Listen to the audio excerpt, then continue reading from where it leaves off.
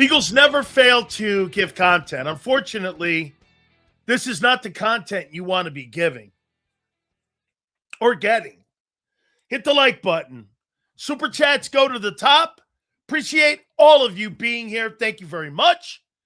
Yeah, I mean, dude, I'm going to show you something here in a minute. I mean, what are we thinking here? Like, where are we going? This is strike two, guy. This is strike two. Okay? You know what this is? Do you know what this is? This is Jerome Brown's funeral.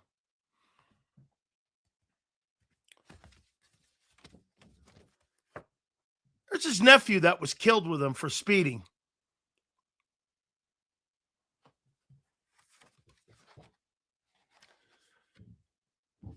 Let me see. Was it Reggie?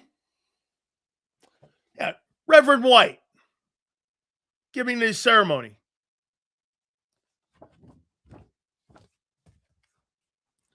All of us were pallbearers.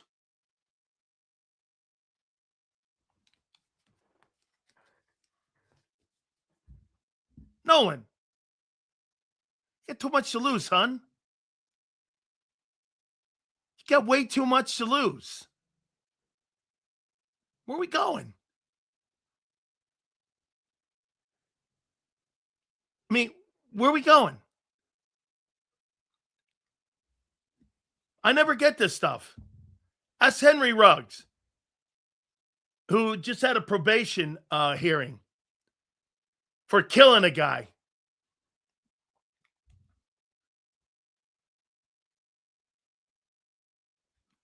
All I have to do is show this. Then you know how stupid he is. Thank God he or no one else was injured. This is decision-making stuff.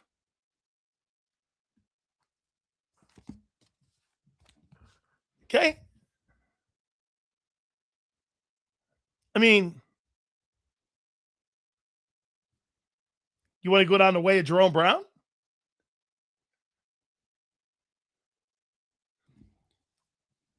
We got these cards to remind us of how short life can be. July, look at that. It's coming up on July 2nd, 1992. My wife and I went to this funeral.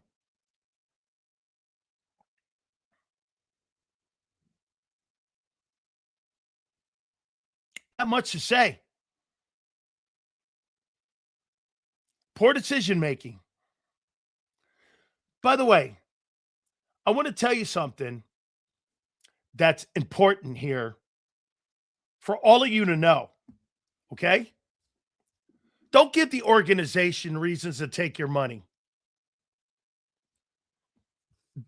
That kind of stuff, they're going to kill you in a meeting, but then they're going to destroy your agent. The guy who negotiates your money with you and for you, they're going to kill him more because they're going to bring these little chips up when it comes to trying to negotiate a contract with you. You give these organizations more opportunity to take your money. Okay? I can't get my friend back. You can't get one of your favorite Eagles back. I mean, there's too many examples of this. How about this? Nolan Smith, last Friday, could have been put in jail for the rest of his life if he had killed somebody. That's not just an egregious mistake. Hey, walking at a golf course and accidentally breaking your ankle, that's a misfortunate situation. Going 137 miles an hour in a 70-mile-an-hour zone, that's basically putting a gun to your head and playing roulette. It's Russian roulette. You might as well just have spun the gun with the bullet in the chamber and said, go. There's no difference. When you do that shit and you've got 40 million bucks or 30 million bucks in the bank, you're playing Russian roulette. That's where you want to, that's a guy that you want to invest in. Not me. That's shitty decision making. That's dumb decision making. Some would go, Silsy's young. That's no excuse when you're giving people $14 million 50-year options and picking that up.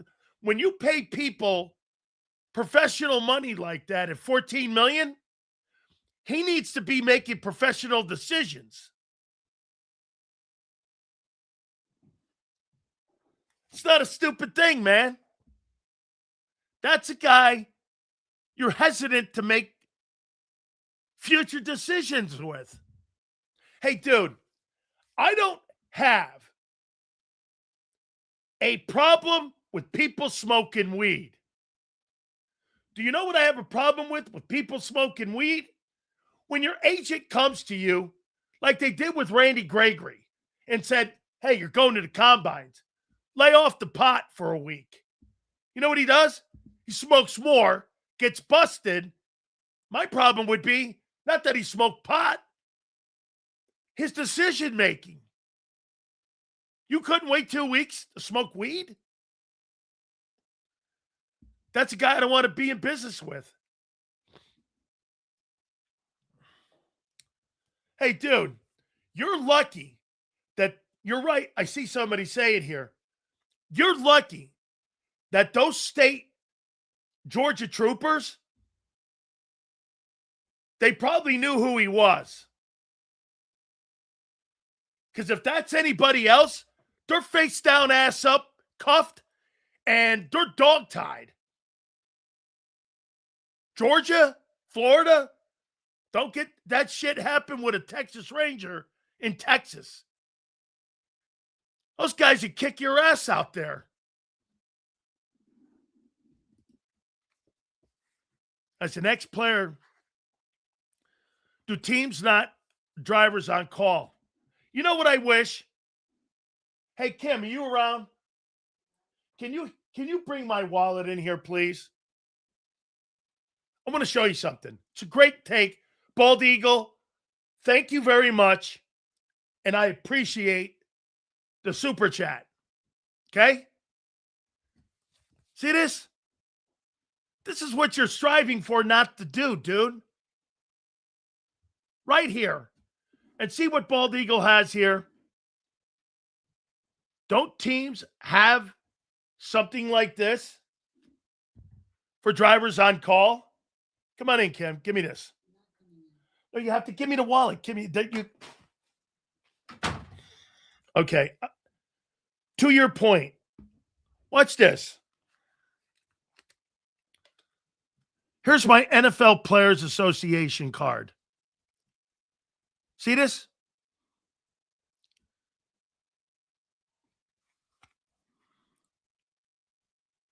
See that little thing down there with the X through it? I can call anybody if I'm drunk, and the NFLPA will pick this up for me and drive me home on an Uber. See where it says no DUI? There's a phone number there. On the back of my card, NFL Players Association card. Okay? NFLPA card. Player member, NFL Players Association. Okay? I can call anybody for DUI. So I don't have to have it.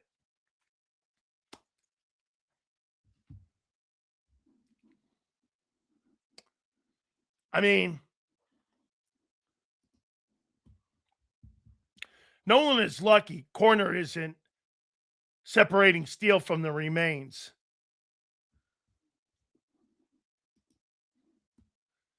He wasn't under the influence, though. Why are you making it a drug related thing if he wasn't under the influence? I was asked the question if I needed a ride because I was answering a question. You are spot on, Sills, and I never said it was alcohol or drug related. I could tell you, yeah, you know why? I lost one of my best friends.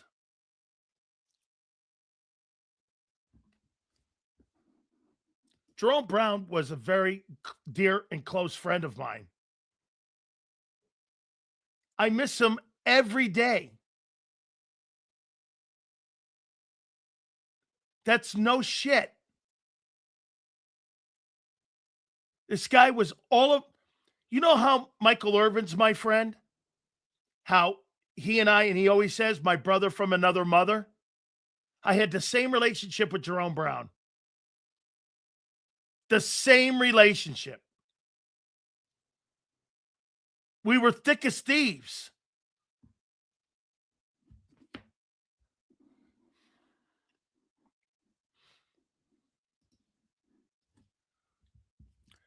My life is way too much to lose.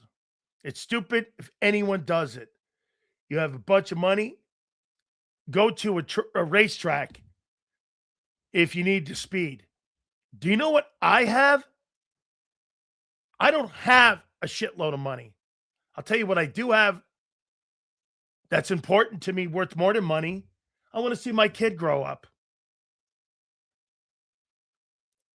I really do. I want to see my kid grow up. I want to see my kid grow up. That's really the last thing in my life that I have, is to see my kid grow up. I'm cool if God took me anytime. Now, I don't want to be without my family, but I'm good with me. I really am. I've done a lot, and I'm cool. But I want to see my kid, because that would be the ending for me. My kid is so successful. It's so wonderful to watch. It's crazy. Great. Every time my daughter accomplishes something, it makes my life seem incidental. The more she accomplishes, the things that I have done become kind of like smaller. It's true. I don't know if I believed that 15 years ago. I do now. So when you get shit like this, Nolan, don't go down that lane. There's no need for it. It's got so much of your life to live, guy, and so much to give to others. By all accounts, he's a good dude. You know, I mean, but this is the second time now. Guy, this guy's put 2 bullets in a 5 or in a 6-chamber gun. And now he's playing roulette. And now the odds are dwindling. Listen. And you know what really sucks? Those vultures, the NFL, they don't give a shit about your health, about your mental health, about anything about your life. Don't let them shit you. But what they do is they hold crap like this against you. And when you go in there and you're negotiating a contract extension or money, they bring these hall passes out and they hit you over the head with them. Late to meetings, speeding, conduct detrimental. I just lost $3 million. You give the Eagles every opportunity to move on from you. By the way,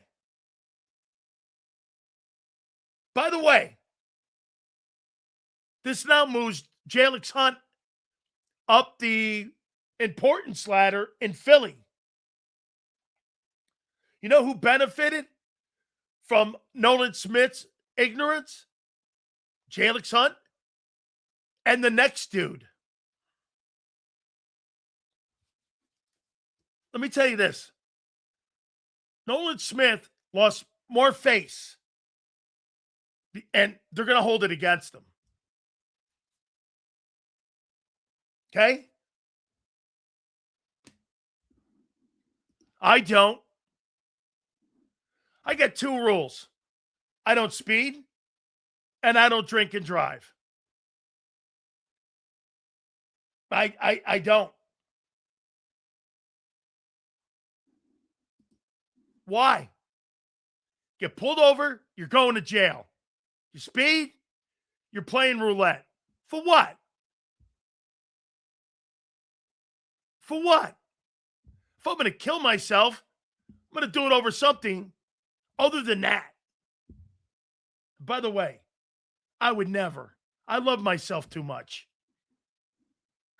Right. I love myself too much to have that kind of bullshit go through my head. I love Dan Sileo. I don't have any problem with that.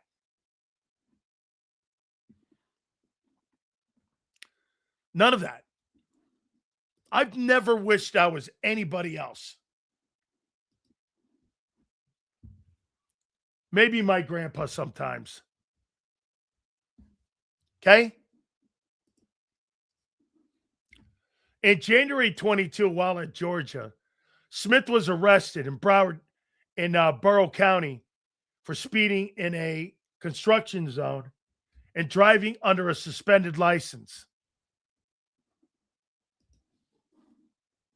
Let me tell you something. Them Georgia guys, hey, those guys are Comancheros, ain't they, boss? Woo! You got a guy, strike two. That's right. That's right, Joe. Get this.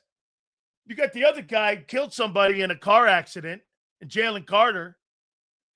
You got Nolan Smith speeding away. You got a bunch of Comancheros down there. What's up with Georgia? Hey, let's go spading. What's next? Cow tipping? Sounds like a bunch of dudes that need to be reined in a little bit. Maybe that's why you haven't won national titles as of late. Dude. Shit. Go to a track. The worst day. No, not the worst day. One of the worst days. You know what's great about my chick? She's been with me through all this. We're up at my grandparents' house. And we went up for this. I think it was in the summertime. We're up there, and I was just getting ready to go to Detroit. No, maybe it was in between a break. 92? Yeah, it was. We went up there, and Eric Andelsack from the Lions had been killed in Thibodaux, Louisiana. And we were like, yeah, somebody from the Associated Press called. No, Jerome died. I was like, what? Me and Kim got in the car, drove right there, and we went right over to this funeral.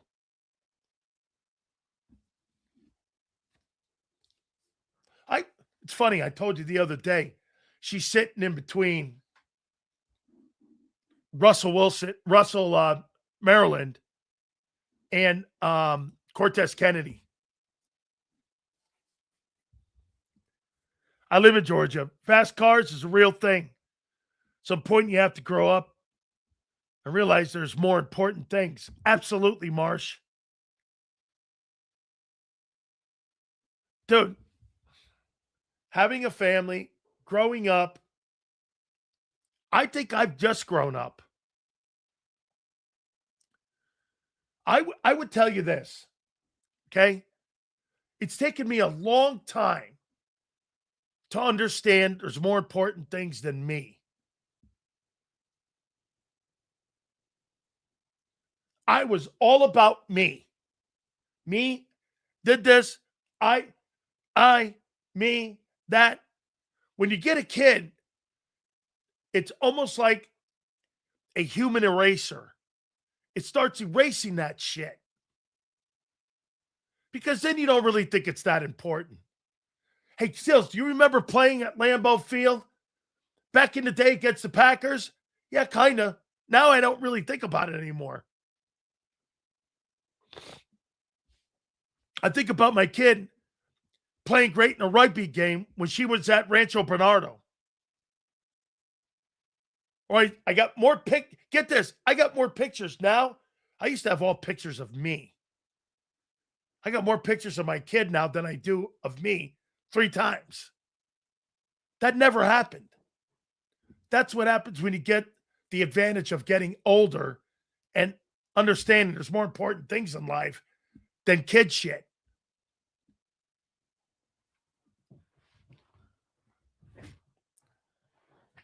The reason that the Nolan Smith speeding matters is because of this. Do you know how many friends I've lost with bad decisions?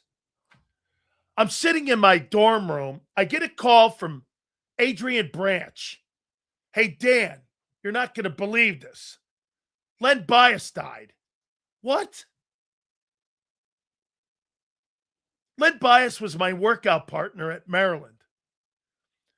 I used to go to his home, and I used to go there in Upper Marlboro. And I used to go to his home for dinners.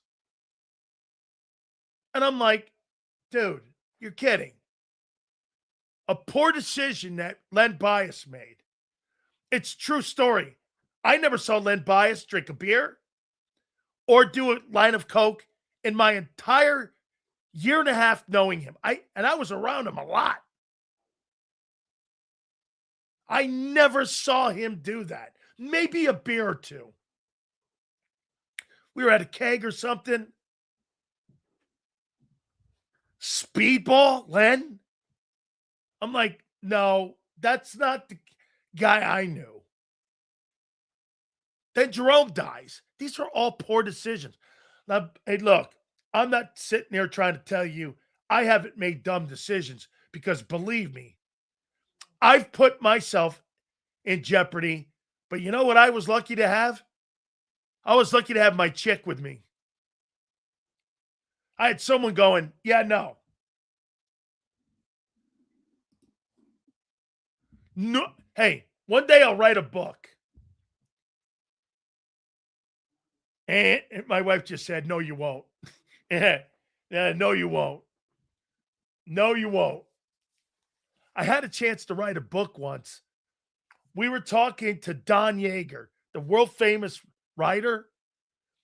After we were telling this guy the stories about me, we got back to our apartment. My girlfriend and then my wife has been with me for 1,000 years. She's like, yeah, we won't be doing that. And we ex-nayed it. True story. Yeah, no. People are going to come after you. It's true. She's like, yeah, no, we're not doing that. It's true. Yeah, no, we're not doing that. So we get off the topic. My question will come down, what's Howie and the Eagles going to do now?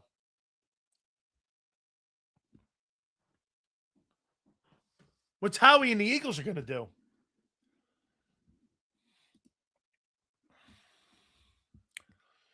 I get a speeding ticket. Relax. This guy glazed Ruben Baines for worse. What an asshole comment.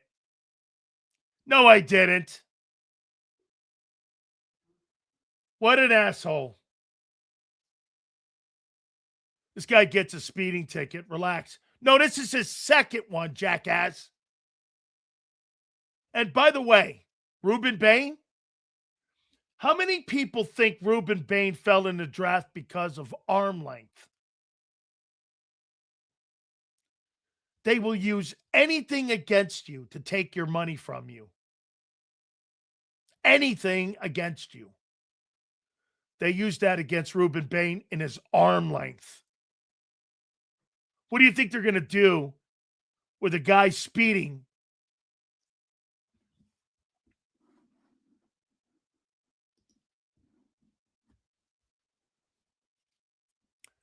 This is not a ticket. He got arrested, dumbass. Yeah, correct. He's been arrested.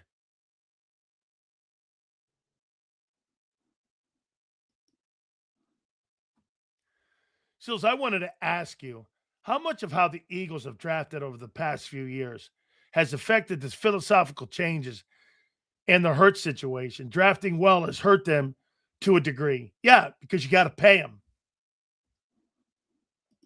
Yes. Hey, the better you do in the draft, the more that checkbook's got to come out. Sills, I don't know how in the hell is going on in what the hell's going on in Georgia, but looking at their current state, I wouldn't want my kids going there. I tell you what, there seems to be a character issue down there. That's correct. Hurts' agent, Nicole Lynn, threw Bain under the bus because he didn't sign with Clutch Sports. Dead on. Isn't that right? Hey, Brandon, how about some of the Eagle fans in here kneeling to what Smith did now? By the way, Zander will join us at 3:30. That's probably up to a year. Second offense are both misdemeanors up to 5.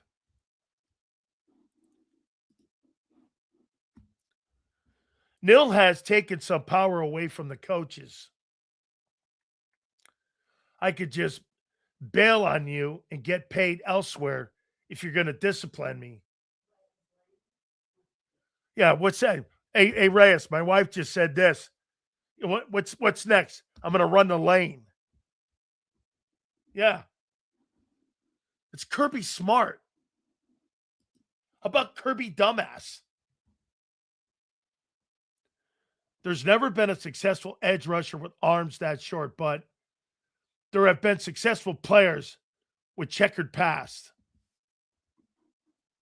Yeah, Lawrence Taylor. Big Seals, you think you'll ever have Al Morgani or Rhea Hughes on your show? No. WIP has banned them from coming on my program, according to Angelo Cataldi and Rhea Hughes. They're not allowed on my show because we're a competitor, they say.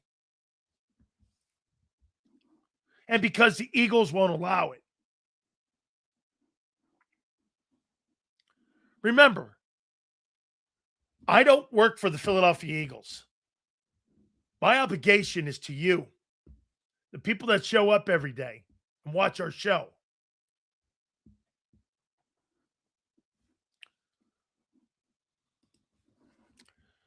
What the fuck? You should take that as a compliment, Sills. Okay? He definitely dropped a few spots because of his 24-inch arms. Yes. That's my point. They're going to use that against Nolan.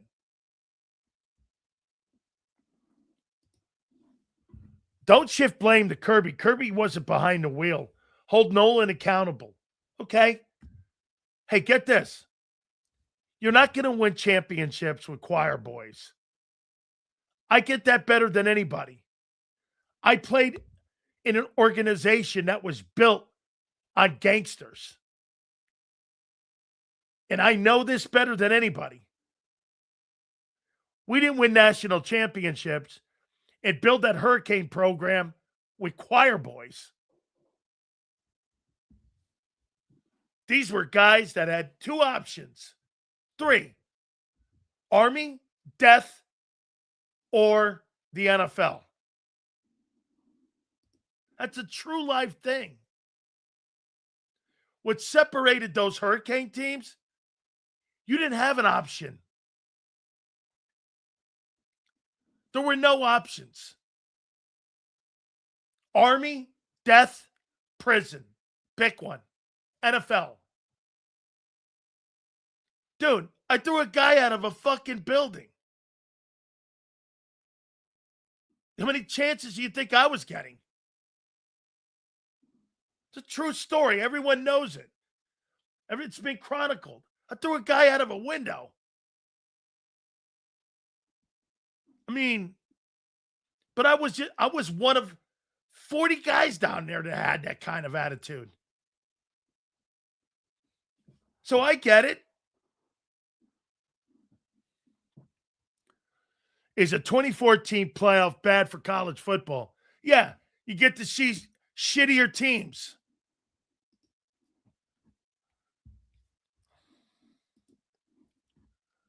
Cowboys always got dudes being arrested this time of year.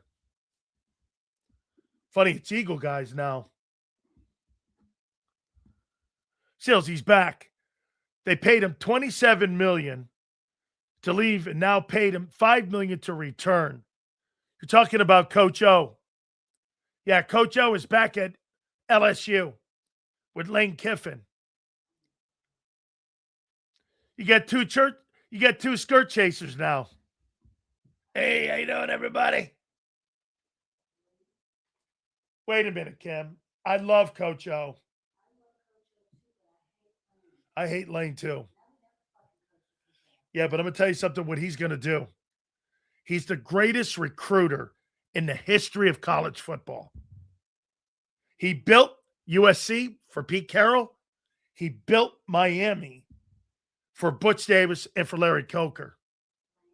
No. Oh.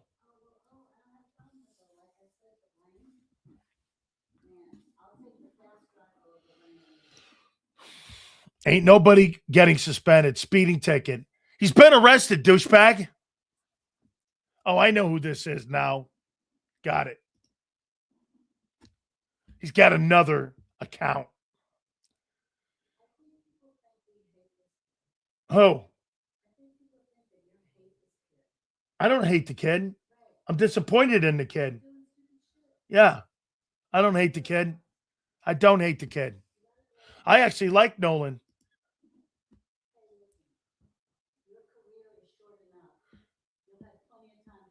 That's right. Hey, your career's short enough. You'll have plenty of time to do what you want to do. I salute you, Sills, for always keeping it real and being sensitive because of your experiences and try to educate us. That's why you're the best. Thank you. Hey, dude, I don't come from a place of success. I come from a place of failure. Do you understand that? I fucked my career up. I made mistakes. I ran over the wrong speed bumps. I did all that. And now I'm just a guy. Seals, is Mentz a right quarterback for your Canes? I think he's an upgrade from Carson Beck. Okay? His ass is playing for no team wants Hill now. Look at that guy. Talk about imploding your career. Look at Tyreek Hill. Beating his kid, Kansas City. Fucking his career up in Miami. Blowing his knee out, and no one has interest in him. Gee, I wonder why.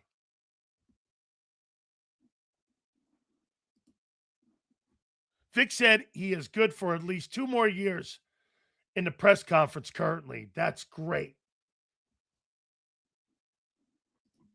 Hey, I had Rich McKay come on this program and tell you that they screwed up with me and how they coached me. But I didn't help. I didn't help myself. That's why when I see a guy like Jalen Carter or Jordan Davis not fulfilling their destiny, it's not because I hate them. I don't want to go down that rabbit hole. That's all. See, some of you guys would take that as hate because you know why? You can't be coached. You know why and how you want to be coached?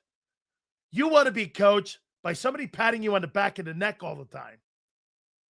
Well, that's not real life. My coach coached me with reality. Okay? Hey, Sileo, you're fucking up. And I'm going to replace your ass. Is that hating? Hell no. I told you the story before. I'm at practice, and Jimmy Johnson's kicking my ass. I threw my helmet down, as I always did. First, he said this: "You throw your fucking helmet down again, you'll never play it down here again." Because I threw my helmet on the sidelines in the Florida game when they took me out because they wanted to get a rotation because it was so hot. I threw my helmet under the bench. Butch goes, "Go get your fucking helmet. We'll deal with this when we get back to Coral Gables." I threw my helmet down because I think they were testing me. Jimmy goes, "You throw your fucking helmet down again, you'll never play it down." I said, as dumb as I am, "Why are you always on my ass?" He goes, "You know what? You're right. You better start worrying when I'm not on your ass." Okay, coach. Now shut the fuck up and get back in line. Yes, sir.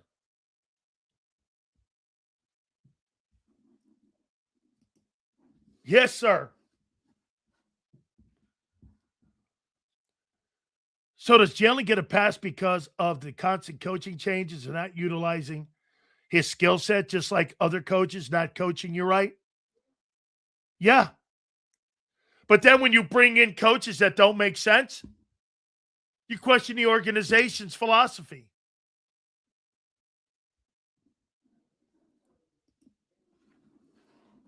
The moment I stop caring is the moment you start worrying. Yeah. When Jimmy stopped giving you attention, your ass was in trouble. That's why I always read the little tea leaves, like how they called your name out in practice or in a meeting. Stubbs, Jerome, Hawkins, Sileo. Why am I last? Finally, it got to Jerome, Sileo, Stubbs. Sometimes Sileo Brown. I was like, I'm making up. That means I'm top of mind.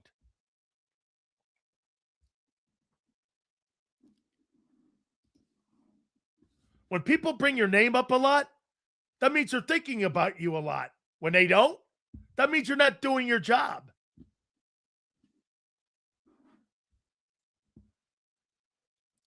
We take it as hate because after torch the guy, you say he'll never get a contract extension. Who are you talking about? Jalen?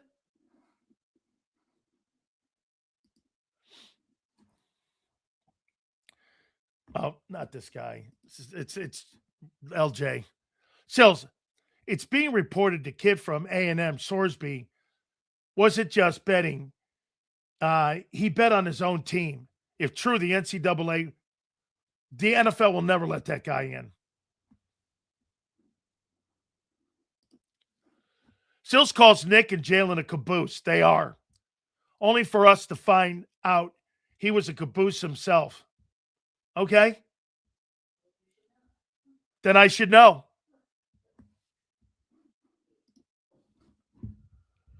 Why is Ian Rappaport and Jesse Palmer saying the Patriots and Eagles haven't agreed to any terms yet? Because it's not June 2nd, and it would be tampering.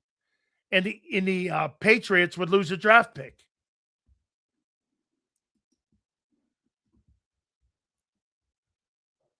Hi, Sills. Do you think you could get Jimmy Johnson back on your show? I'll tell you one thing that Coach Johnson has done. He's retired. Will try. But he's not really doing anything anymore. Jimmy's done. Jimmy's done. I mean, how many times has Jimmy Johnson been on our program? 10? Coach always came on. This is good news. Hey, we got to wait for the chat to go through because LJ's back. So hang on for a minute.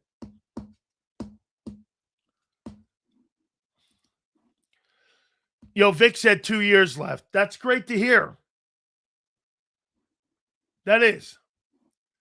Jimmy chilling and relaxing. Yes.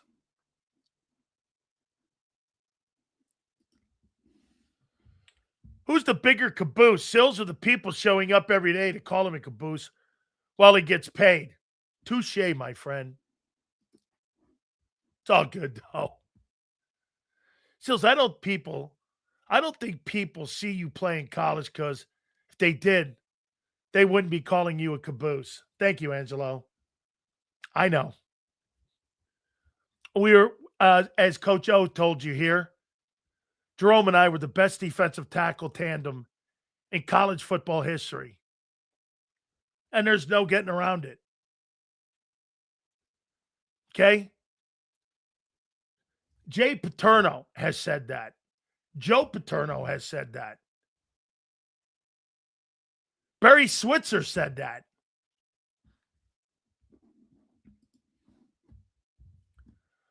I can't wait till you go over it, this Fangio presser sales. Sure feels like the Eagles did these hires for him. Very interesting. Okay. Hopefully, I will do that tomorrow, Marsh. I promise. Yeah, he does. Yes, there is a kid, that Ogeron. Yes.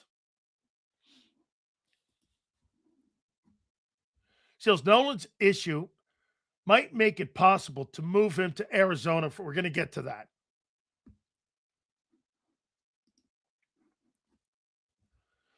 Vic saying an extra year changes everything for the offense.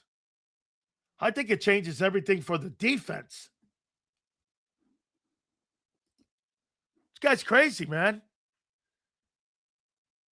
This guy's got 700 different accounts, and he comes there every day. This guy's nuts. Kim, make sure the Hummer's hidden. I got a guy here that just he calls YouTube and tries to have my show canceled. He calls everybody to try to have everything canceled, and he shows up every day and he posts these stupid things and different accounts. You know, the people that post on Facebook, Kim, and put those threats to me? We got another guy here.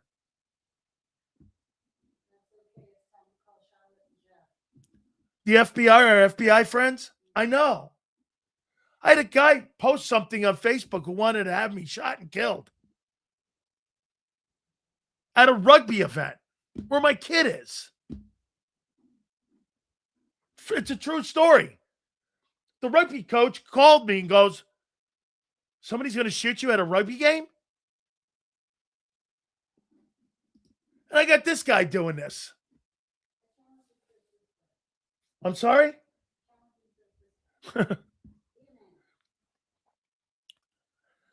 That's why, Sills, I believe he should have been an Eagle, especially with Jerome. Was it Jimmy the reason you stayed with Dallas? Yes. Yes. Yes. I mean, yes.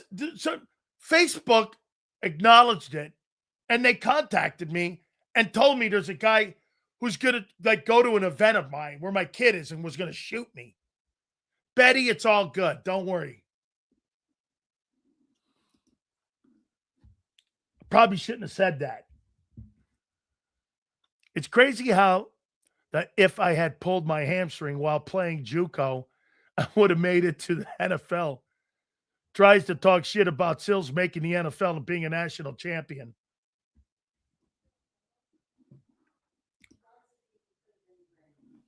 It's okay. I don't mind it though, Bo. Hey, I got a guy here who told me, and by the way, we go back and forth here. My boy M. Reyes. He wants to give personal protection here. Okay? Imagine Sileo getting Slimed watching women's rugby. Obviously, you've never been to a rugby match. It's quite intense. People are crazy. Need to get a grip.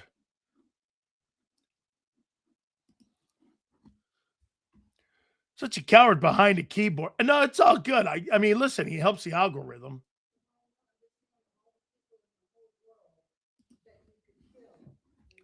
Right. Of all the people you would target me? I mean, dude, my Hummer's got a gas leak or an oil leak. What do you want from me?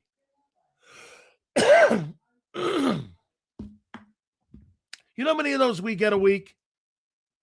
I don't even tell my wife, but because she knows. She goes, any chance? I'll try to get Scott Loeffler on. Yes.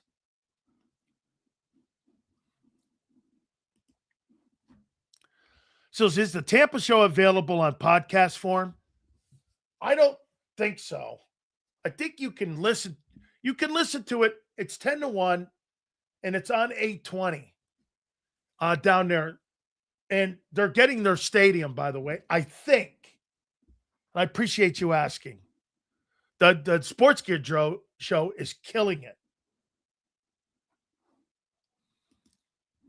So we haven't got to the topics, so let's get to the topics. Big Z's going to join us at 3:30.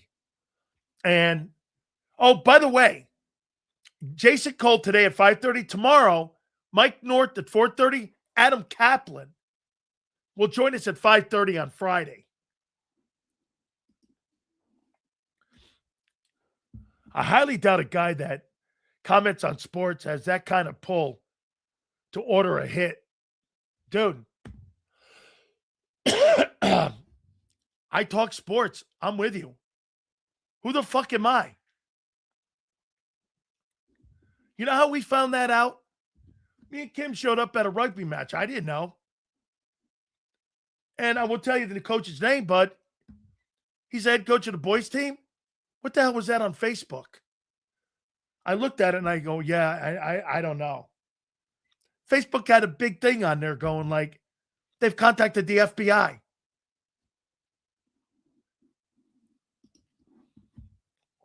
I was like, I talk sports. I'm not I don't even talk politics. Yeah, my wife says she can't take me anywhere. Some of these players just don't understand control your environment. There you go. Control your environment. Get as much money as you can so you can do that stupid shit when you're older. Amen. When you got FU money, you could do that stuff. That's exactly right. Oh, it does. It's Russian roulette. Yeah, don't let. So you know what you do too? You put yourself in a position with cops. You don't know what these cops are capable of doing. Dude, I guarantee you, somebody that pulled him over knew he was Nolan Smith. When they ran his plate, because that's in Georgia, and the Georgia Bulldogs are like bigger than the Atlanta Falcons, that's the only reason they didn't rough that kid up. Is because, let me tell you, and listen, here's a great lesson. So I haven't met my wife or my girlfriend yet, but I was driving from Tampa, and on the back of my plates, I had Dade County. I had this juiced up, this like custom kit Acura Legend. I'm driving across East Texas, Tyler, Texas. There's cotton balls and police. Sure enough, this Texas Ranger pulls up behind me. And this guy pulls up behind me. He knocks on the window. This guy's 6'10". He goes, "Get out of the car, son." The car looked like a drug car. And I'm like, "Yes, officer." Thank God my bag had my name on it, and my Tampa Bay Buccaneer bag said Dan Sileo 93 on it. It had a buck emblem. He goes, "Where you going, boy?" I'm going to Dallas. The Cowboys just signed me. Oh, you know, when I see DADE on the back of plates, you know what I think? DOPE. Know where you are, boy. You in Texas now. Watch yourself. Gave me my license back. I got in the car. I had never been shook up more in my life than when that cop came up to me and said, "Hey, boy, where you going?" He looked in the back and he saw the bag and he goes, "You a football player?" Yo, "Yes, sir. I'm going to the Cowboys just signed me." All right. No warrants or anything? You ain't got anything in that car, do you? No, sir. All right. See you down the road. Well, let me catch you again. I didn't do anything. I didn't say that because that guy would have had me face down, ass up. The only reason I got off is because I had my cowboy bag or my Buccaneer bag there. Young black football player in Georgia.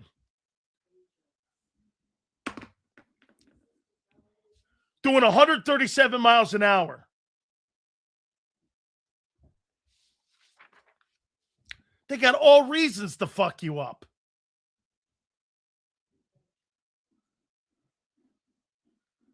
Lay down there. You see what they did to Tyreek Hill in Miami?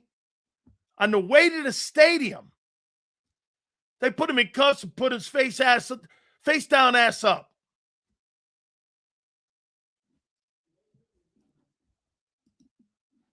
Sills is such a I'm a liberal? I'm a liberal now, Kim. Now I'm a liberal.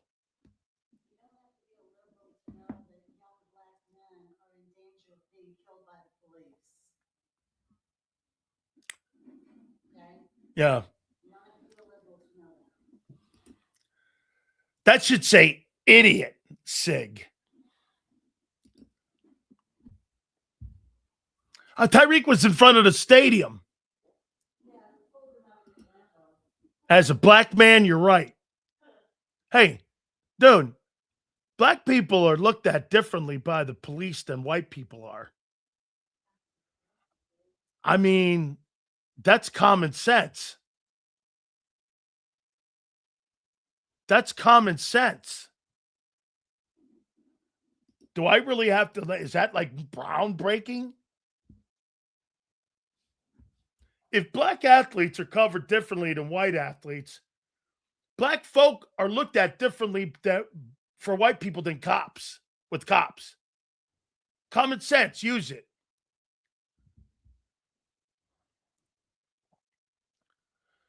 Sills is the furthest from a liberal. You know what I am? I'm Big Sills. My wife thinks I'm a Trump hack. I'm not. I'm a Dan hack.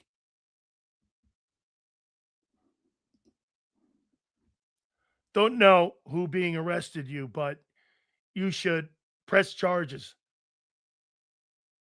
So I don't know who being arrested you, but you should press charges. Hey, don't talk like that about Texas cops. They'll fucking pull you over for anything there. I had Ronnie, my wife is listening. Ronnie Coleman pulled me over as an Arlington cop.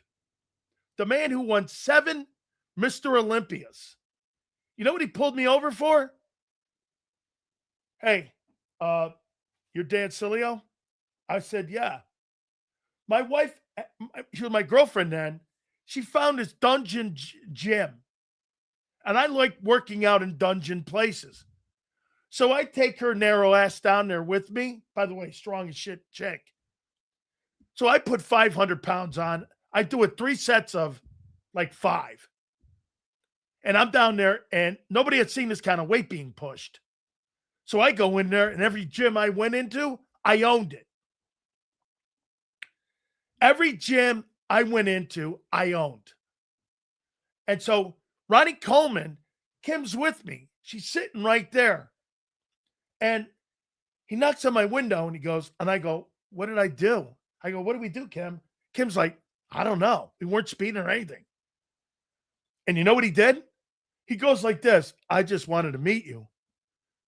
I'm Ronnie Coleman. I said, oh, yeah, because me and her got Muscle Fitness. He was an aspiring bodybuilder.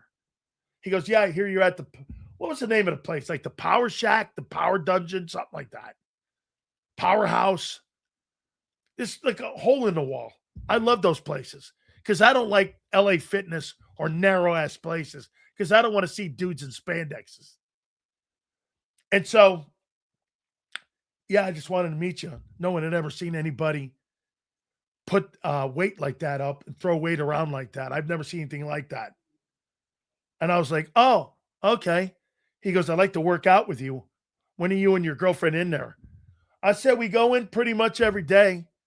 We'll be in there later on. He goes, you mind if we work in with you? Ronnie Coleman's working out with me. He went on to win 7 Mr. Olympias. Yeah, sure. I didn't mind. Because the guy was like, the guy was yoked. That's a true story. These cops in Texas, to pull your shit over for anything. Guy goes like this. He goes, people never seen anybody lift weight like that before in that gym. And so, they said, there you were. And I was like, I wanted to talk to you, so I had to pull you over. I was like, all right. My wife was like, what'd you do? I go, nothing. He just wanted to meet us. He goes, yeah, you brought your hot girlfriend in. So I got this hot girlfriend with me. I'm throwing 550 pounds around, and me and her are in there. She's throwing like a plate and a half around at 120 pounds. Then we leave. That was kind of the deal.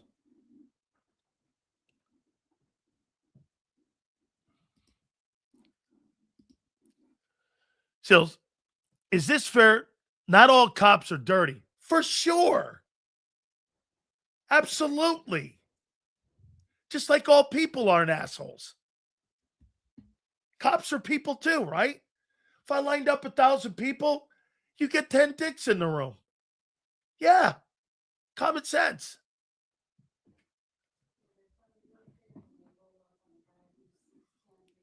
Yeah. Dude. Sure.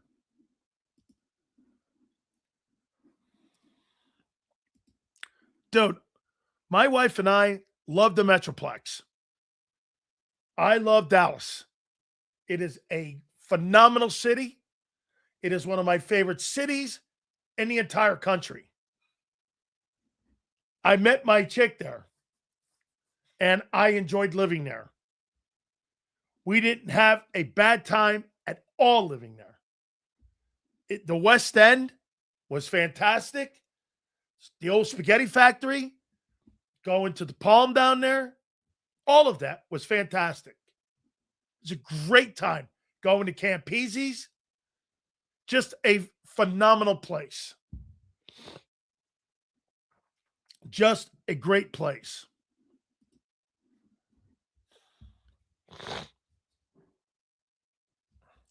Sales, I travel to Texas for work often. I always make sure my rental has Texas tags. Don't take any chances. Shit, dude. Those cops are good folk there, man. They'll help you. Don't get me wrong there. But they don't put up with shit. Those Florida troopers, too. They don't put up with that stuff. No way. Those New Jersey cops don't. Houston, hey, another one of them cities. Don't be fucking around down there. Here. Hey, dude. They're good folks. Just don't mess around with them guys. That's why when Nolan Smith is speeding in Georgia, are you insane? You're lucky you played at Georgia.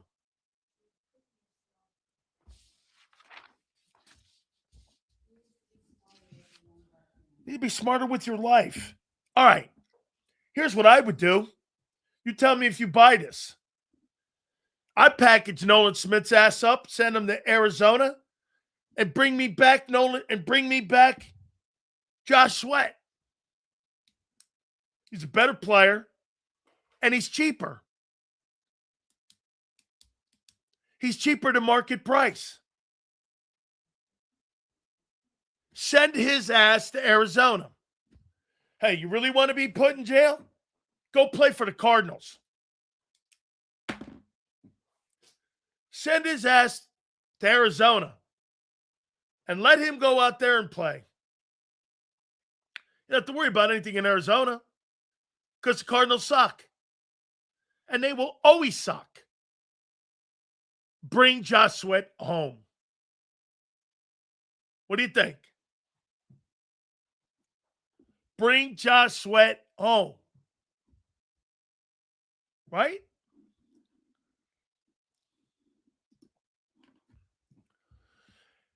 Have you seen those guys up at 98.5 New England are starting to sweat to A.J. Brown sweepstakes? Yeah, because we're going to get to that. More teams are piling in now. More teams are piling in on the A.J. Brown sweepstakes. By the way, you've got 10 days left of A.J. Brown as a Philadelphia Eagle.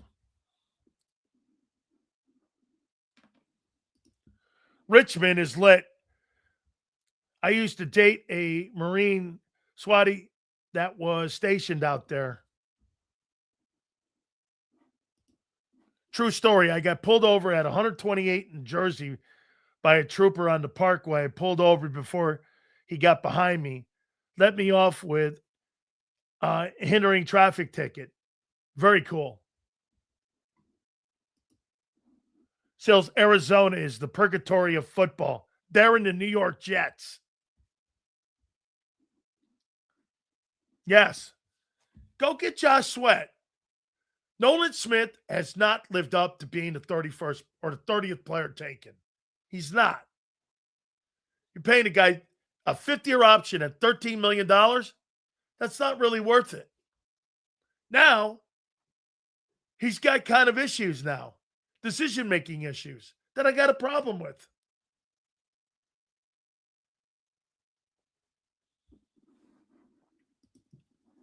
And by the way, I'm not thinking like a player. I'm thinking like how the NFL executives think. That's how those guys think. Any way you give them a chance to take your fucking money from you, they will. Miss a meeting. They'll hold that against you. Have a lame-ass practice. Why do you think they tape everything?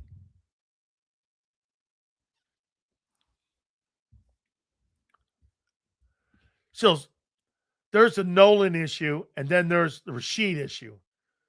Rice has played in 28 NFL games and is now doing 30 days in the can. Rashid Rice is a tool bag. Dude, why is it so important for you to play Russian roulette? Once again, all I have to do is bring this shit up. This is reality. Jerome Brown. Here, this kid was decapitated. Augusta, he was decapitated because he was speeding, sitting in the passenger seat. And you know how the mother found out? She was driving back from Florida State because the kid was staying with the grandmother.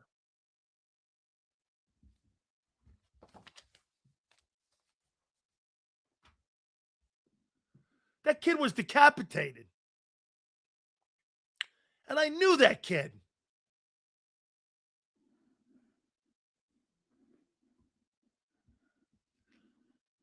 You know, you want me to tell you, you know how he died? He was trying to push the car off him, and he was under the car. He was still alive. But he had been speeding, and he went down in one of those retainer ditches. And he was trying to push the car off, and when they were trying to get him off him, it came back down and crushed his chest and killed him.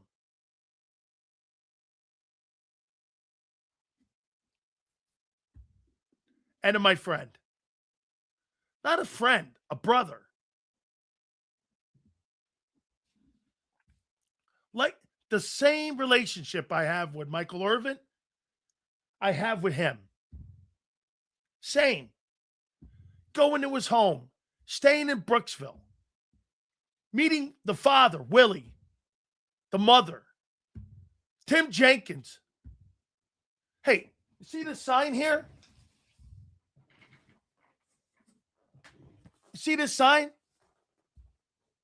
This was given to me by the city of Brooksville with all of your favorite Eagle guys signed right there.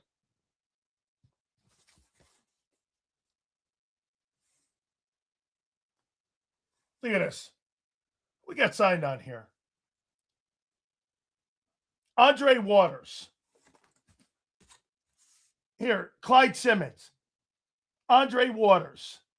Keith Jackson. Right there.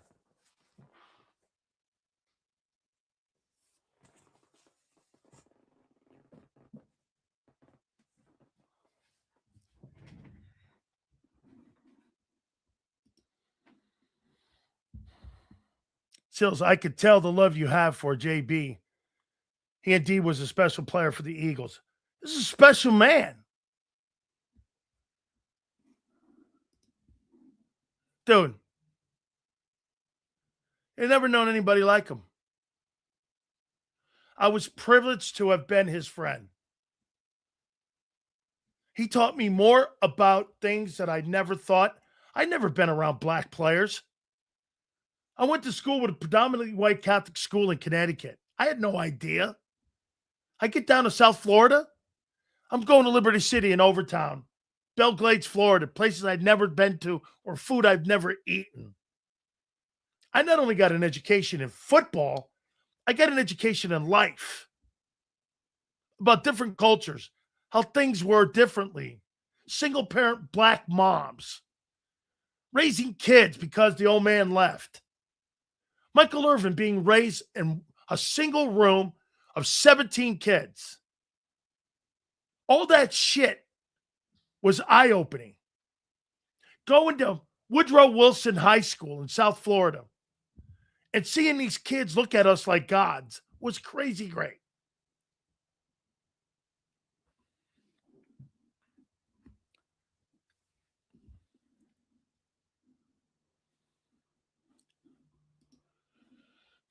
Look at this. This dude Mannion's a stud. Let's go. May 21. He won the presser, I could tell. He won the presser. There you go. It's the beginning. He won the presser. Hey, greatest press conference. Look at this. Greatest press conference in the history of pressers. He won the presser. I can't wait to watch this shit. He won the presser. There you go. Hopefully he can win some ball games.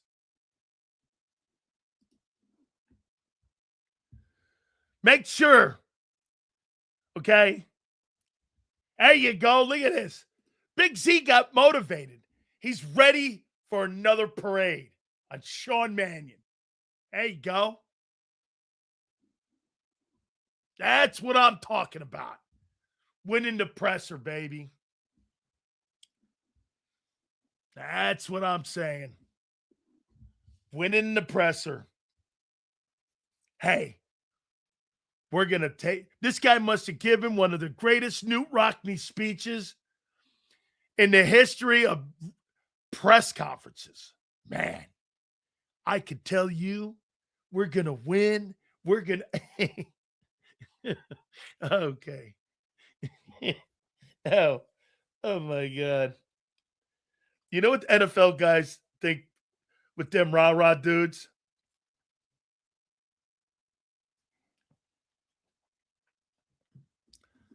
Everybody likes a rah-rah guy. So I guess Hurts is going to put up 2023 Jordan Love stats with this offense now based on that presser. You bet. This guy's 4,200 yards. 40 touchdown passes. Meadowlark Lemon is going to be like Jerry Rice. Devontae Smith, shit. This guy's going to look like Justin Jefferson. Oh, wait. That's taboo to bring that name up in Philly.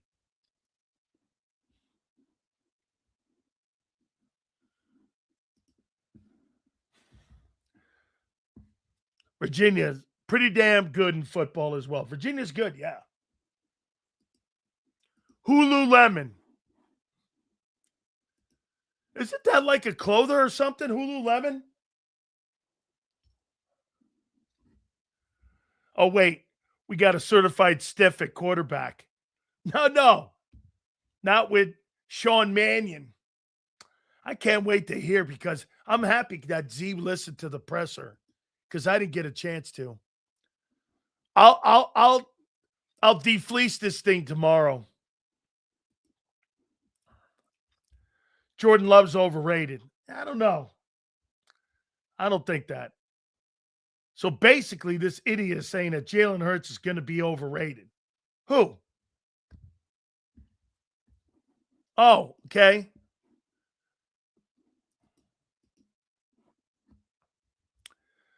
We got store brand coordinators, the cheap knockoffs. No. Oh, my God. The new one now is going to be the presser. Hey, Nick had the shittiest presser for any head coach introduction. Now he's got the winningest percentage of all time for coaches after 5 years or whatever. Maybe you should hope he lost the presser. Last time the Jets were good, the Beach Boys were touring.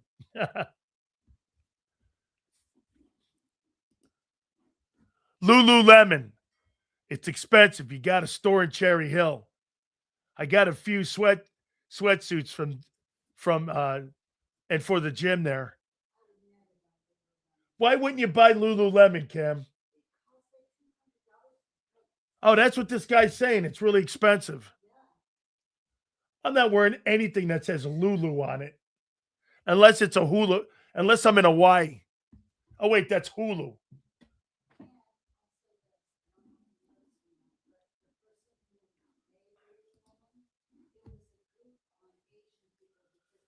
Oh, I'm not going that deep into that.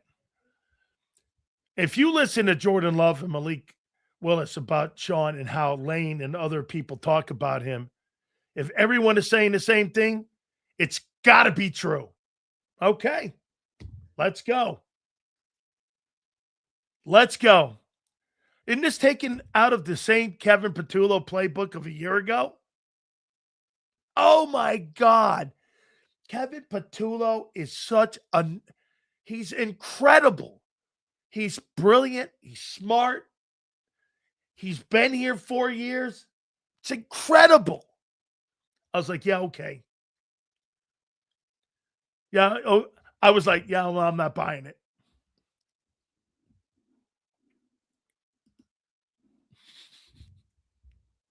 Won the fucking presser. He's definitely got charisma. All right. He definitely could speak without ums and ahs. He knows what he's saying. That's a start. That means he can communicate. All right. Hey, communicating with your football players is half the battle. I tell my wife this all the time. She's a coach for rugby, right? How many times have you heard this? Hey, listen, I want you to run to this cone, that cone, and this cone, and I want you to run this drill. Everybody understand? Yeah. Okay. All right. What did I just say? Now one guy in the circle knows what the hell she said. And I'm like, guys will tell you what yeah, okay, coach. What did I say? I don't remember. You just told me you knew what I said.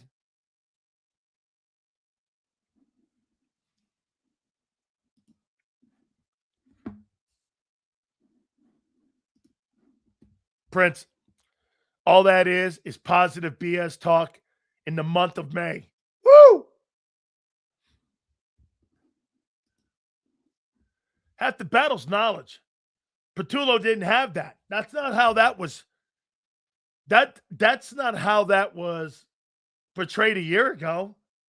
He was a savant. According to Nick said that Kevin Patullo's one of the smartest coaches he's ever been around. Remember that? By the end, you guys called him the dumbest.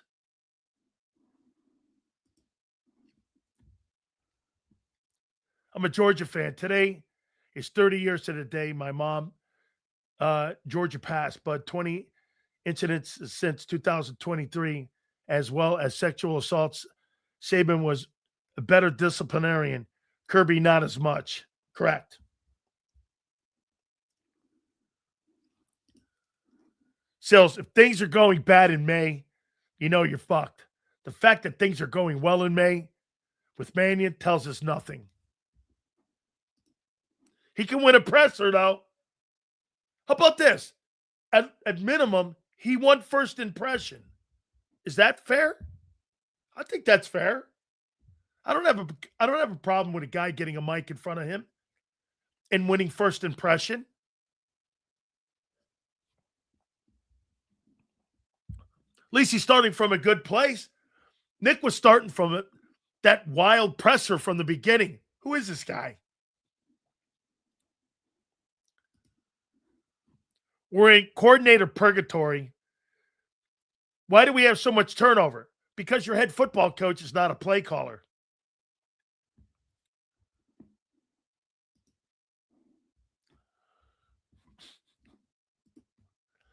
Listening to Mannion speak truth on the greatness of Nick Sirianni is music to my ears over this goofy chat box. Man, what an absolute Pied Piper they got in the building now. Wow. I can't wait for September. I cannot wait.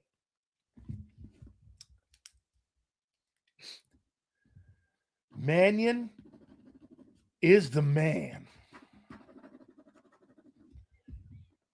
May 21. And the greatness of Nick.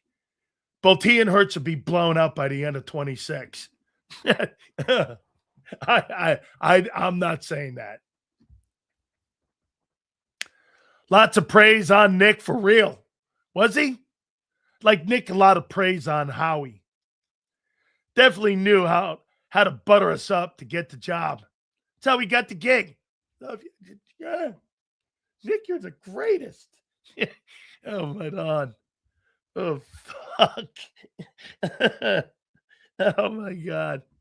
I can't wait to listen to this thing. I'm going to laugh my ass off.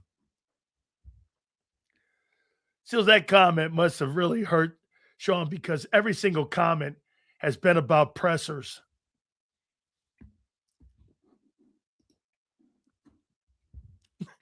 Everyone in the league that needs an OC wanted him, but we got him. So I want to see what he can do. Everybody wanted him? Seals, they've fallen for the banana in the tailpipe again. Shh. Shh. Let him think he's Sean McVay. Oh, better yet, let him think he's Nick. No. Got to need a better pay. Let him think he's Kyle Shanahan. All right? Or Matt LaFleur. So wait a minute. So is he going to be better than Matt LaFleur as a play caller? Or is he going to be Sean Mannion, the man? Seals got a Josh Allen tramp stamp tattoo. Zander got a lower back tattoo of Nick that says, "You like that. Don't come for the chat, Zander." I must have had a great press conference. I hope he has a good game. As long as he's got the presser.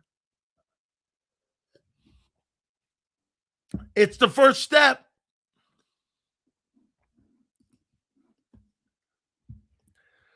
He looks a little tired to me already. This guy better get some rest. He has to deal with being in Philly. I'm right there with Zander. Hearing Mannion speaking on the greatness of Hurts is music to my ears as well. Better than this chat box. There you go. How do you think? Watch this. This is how you get the gig. I think Hurts is the greatest thing I've ever seen.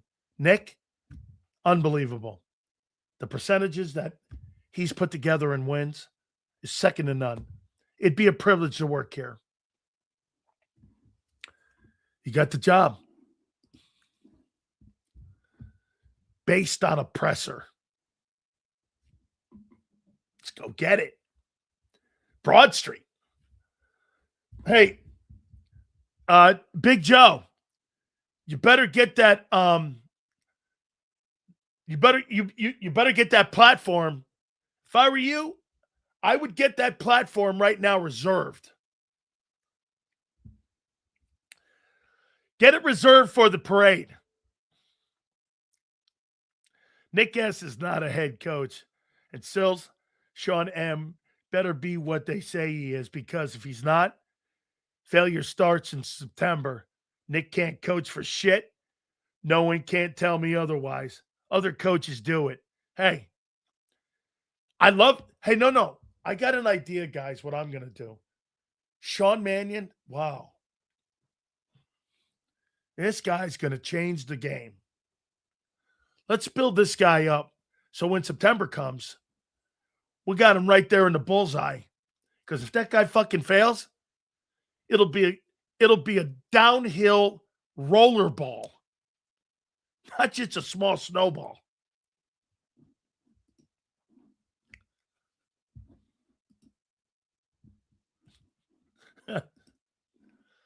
Hey, dude, Brandon, isn't this the KP playbook?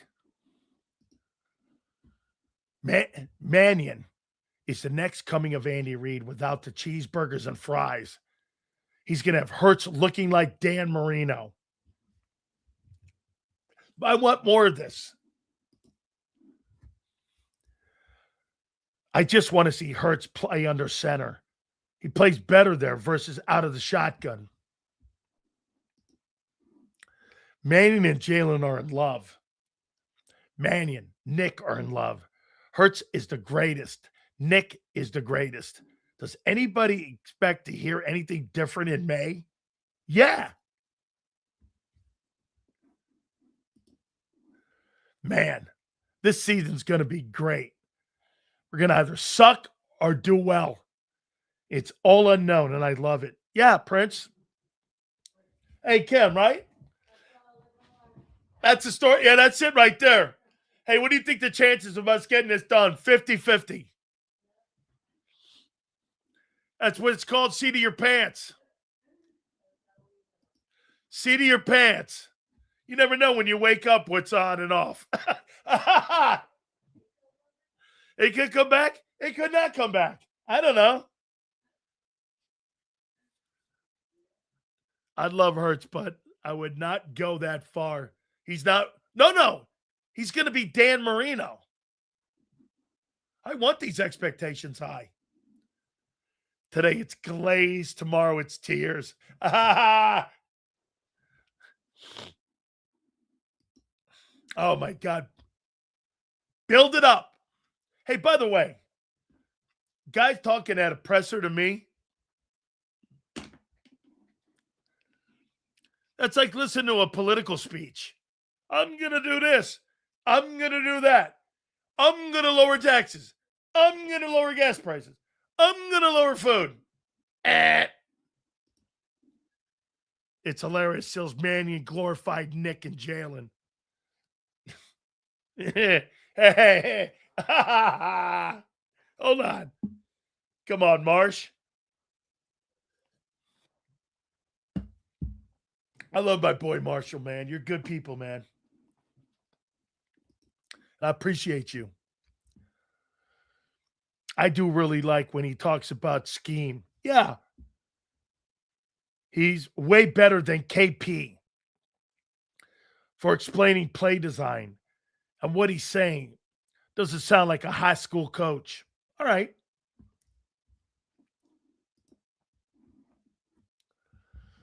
Dan Marino's top 5 all time. Who the coach is Hurts. He will never be Dan Marino. Oh, no. You hired Ernie Zampese today. One of the greatest play callers of all time. And offensive coordinators and play designers. Oh, yeah. That's a great take, Prince. So wait a minute now. According to Zander's recollection, by the way, he'll be in here in a minute. You've hired the next Kyle Shanahan. You got Mekhi Lemon, a first-round pick. You went out and made a trade for Dontavian, and you got Stowers in the second, and now you've hired the best coordinator in the Nick Sirianni era. Hey, Jalen, how you doing?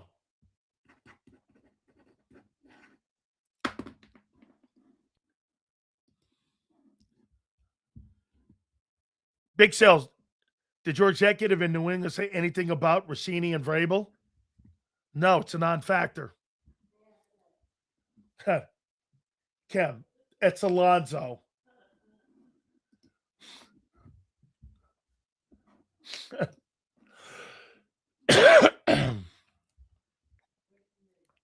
Sills, think Mannion has the potential to be successful, but don't know if he'll be able to do it in time. They'll probably give him. That's right, give him enough time. And yeah, brown nose and puckered lips help for sure. I know, dude. I think that's a huge takeaway from that presser. Is that Fangio's talking about 2 years now? That's a good thing.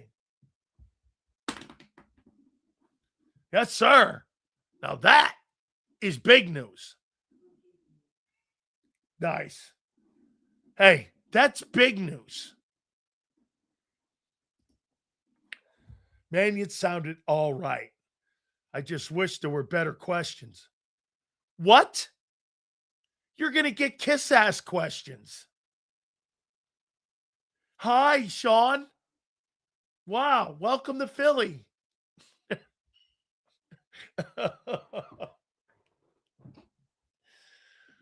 Better questions?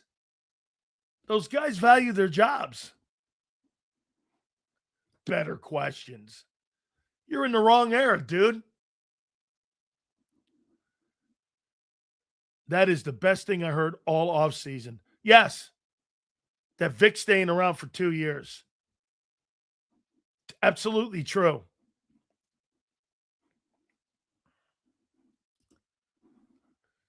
I'm not wishing for his downfall. If he's going to be a great host, I'm not wishing for it either. I don't know who hey, a press conference is not going to change my opinion on a guy because he sounded good. I could care less. How about this? How many press conferences did Bill Belichick lose? Was Bill Belichick a good press conference guy? Now we got a resident ass kisser as an OC. Woo! There you go. Nick is fucking the greatest. I've never seen anything like Hurts in my entire life. Woo! Baby. All right. The man who has broken this down and is now added another notch to his belt and put Sean Mannion right next to Nicky Sirianni. Ladies and gentlemen, our boy Big Z joins us now. How you doing? What is up, Big Sills? It's a great day, one, to be alive. Thank you, God, for making me be alive today. It's a great day to be a Philadelphia Eagle fan. Why is that? We got to hear from the coordinators. Vic Fangio told me he's going to be here at least the next 2 years. At least is what he said. Sean Mannion seems like one of the smarter guys in the bunch that we've had in recent coordinators. I'm with you. I'm not ready to crown him off a press conference, but at the very least, the guy seems competent. He seems capable. He seems smart. He seems like he understands what he's up against. I mean, Sills, it's just a good day to be alive. And the other thing I got dealt with today, on a personal note, is for anybody who's looked for housing in the last whenever, it's not an easy thing to do. Your boy Big Z has finalized finding a place to live. All right? So I'm personally cooking. The Eagles are cooking. Filet mignon is cooking. Vic Fangio is cooking. Relax. I even heard this guy talk about the greatness of Nick Sirianni and Jalen Hurts. I mean, Big Sills, I know you're struggling over there. Oh, I yeah, know your butt hurt. Oh, this is a very. beautiful day to be alive. Oh, and a you beautiful bet. day to be an Eagle fan. Oh, my God. I want this guy to prop people up so much, and I want you to overpromise so much. Absolutely. You didn't overpromise. You didn't hear it yet, guy. Hey, dude, overglazing is a little bit much, don't you think? I'm not overglazing. The Not guy's you, him. What do you mean he's overglazing? Again, everybody on planet Earth outside of Dan Sileo and the goobers in his chat box know that what Nick Sirianni has accomplished as a head coach is nothing short of amazing. Then how come they were going to fire him in 24? I don't know. That's a question for Jeff. For Big Jeffy boy. Yeah. Yeah. I'm so happy. I'll tell you what, though. You know what's important? All kidding aside? Vic. You win first impression. Well, that too. But I think the most important thing that we learned today is Vic Fangio. Is Vic. Absolutely. I mean, Vic laughed at not laughed at it, but he was like, yeah, I never really got close to leaving. And he even said, doctors, he said this, you'll like this. So I guess every year the coaches do a physical with the team doctors, like at the beginning of the year. Yep. So he said, we did our physical, and the doctors actually told me I'm aging backwards with all of my blood work and everything that came out. So I joked with the players, you guys are going to have to deal with me for a little while longer. And then that's when he said, I think at least the next 2 years I'll be locked in here. That's great news. Yeah, it is. That's great. I do want to reverse agent Vic. This guy's a freaking savage. I want to bring this up to you. See this here? Yes. What do you make of Nolan Smith in his situation? Not happy with him. I also don't want to get up and preach from a pedestal about, is he a bad person or any of that. It was a lapse in judgment. I think when you do things like that, you have to understand, great people, great players, important people, highly paid people, those things come with a burden. And it's a burden of responsibility. And you don't get to choose whether you want to live up to it or not. Right? And I think he let down on himself, on the responsibilities he has as a man and as a person. I'm sure he's beat himself up about it.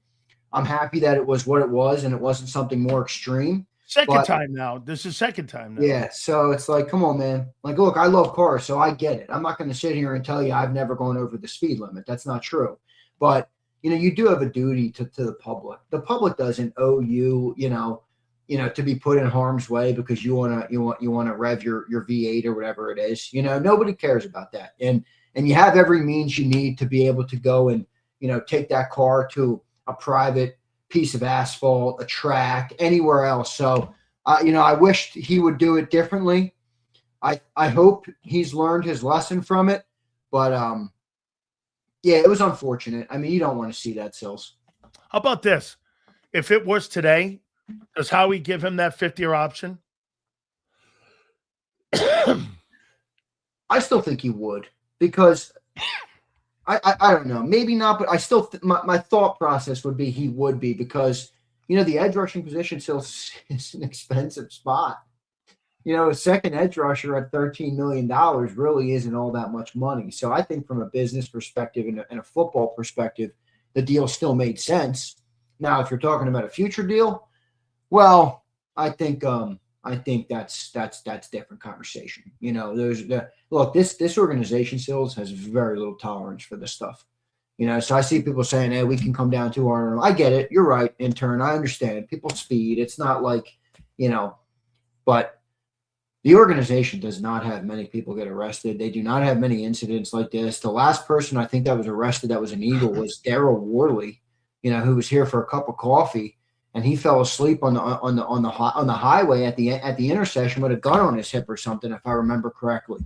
And that guy got blown out of here right away right after that. They haven't had many arrests since 2000. So I don't know how the organization is going to take to it. But I hope Nolan can learn from it individually and as a person, and he can learn from it and hopefully have a long career. I'm going to send his ass to prison in Arizona with the Cardinals and go get Josh Sweat. You like that combo this morning. And put him over here in a trade and bring Josh back and put that guy in prison known as the Arizona Cardinals. Now you make it a little bit easier to trade him because you did pick up that 5th year.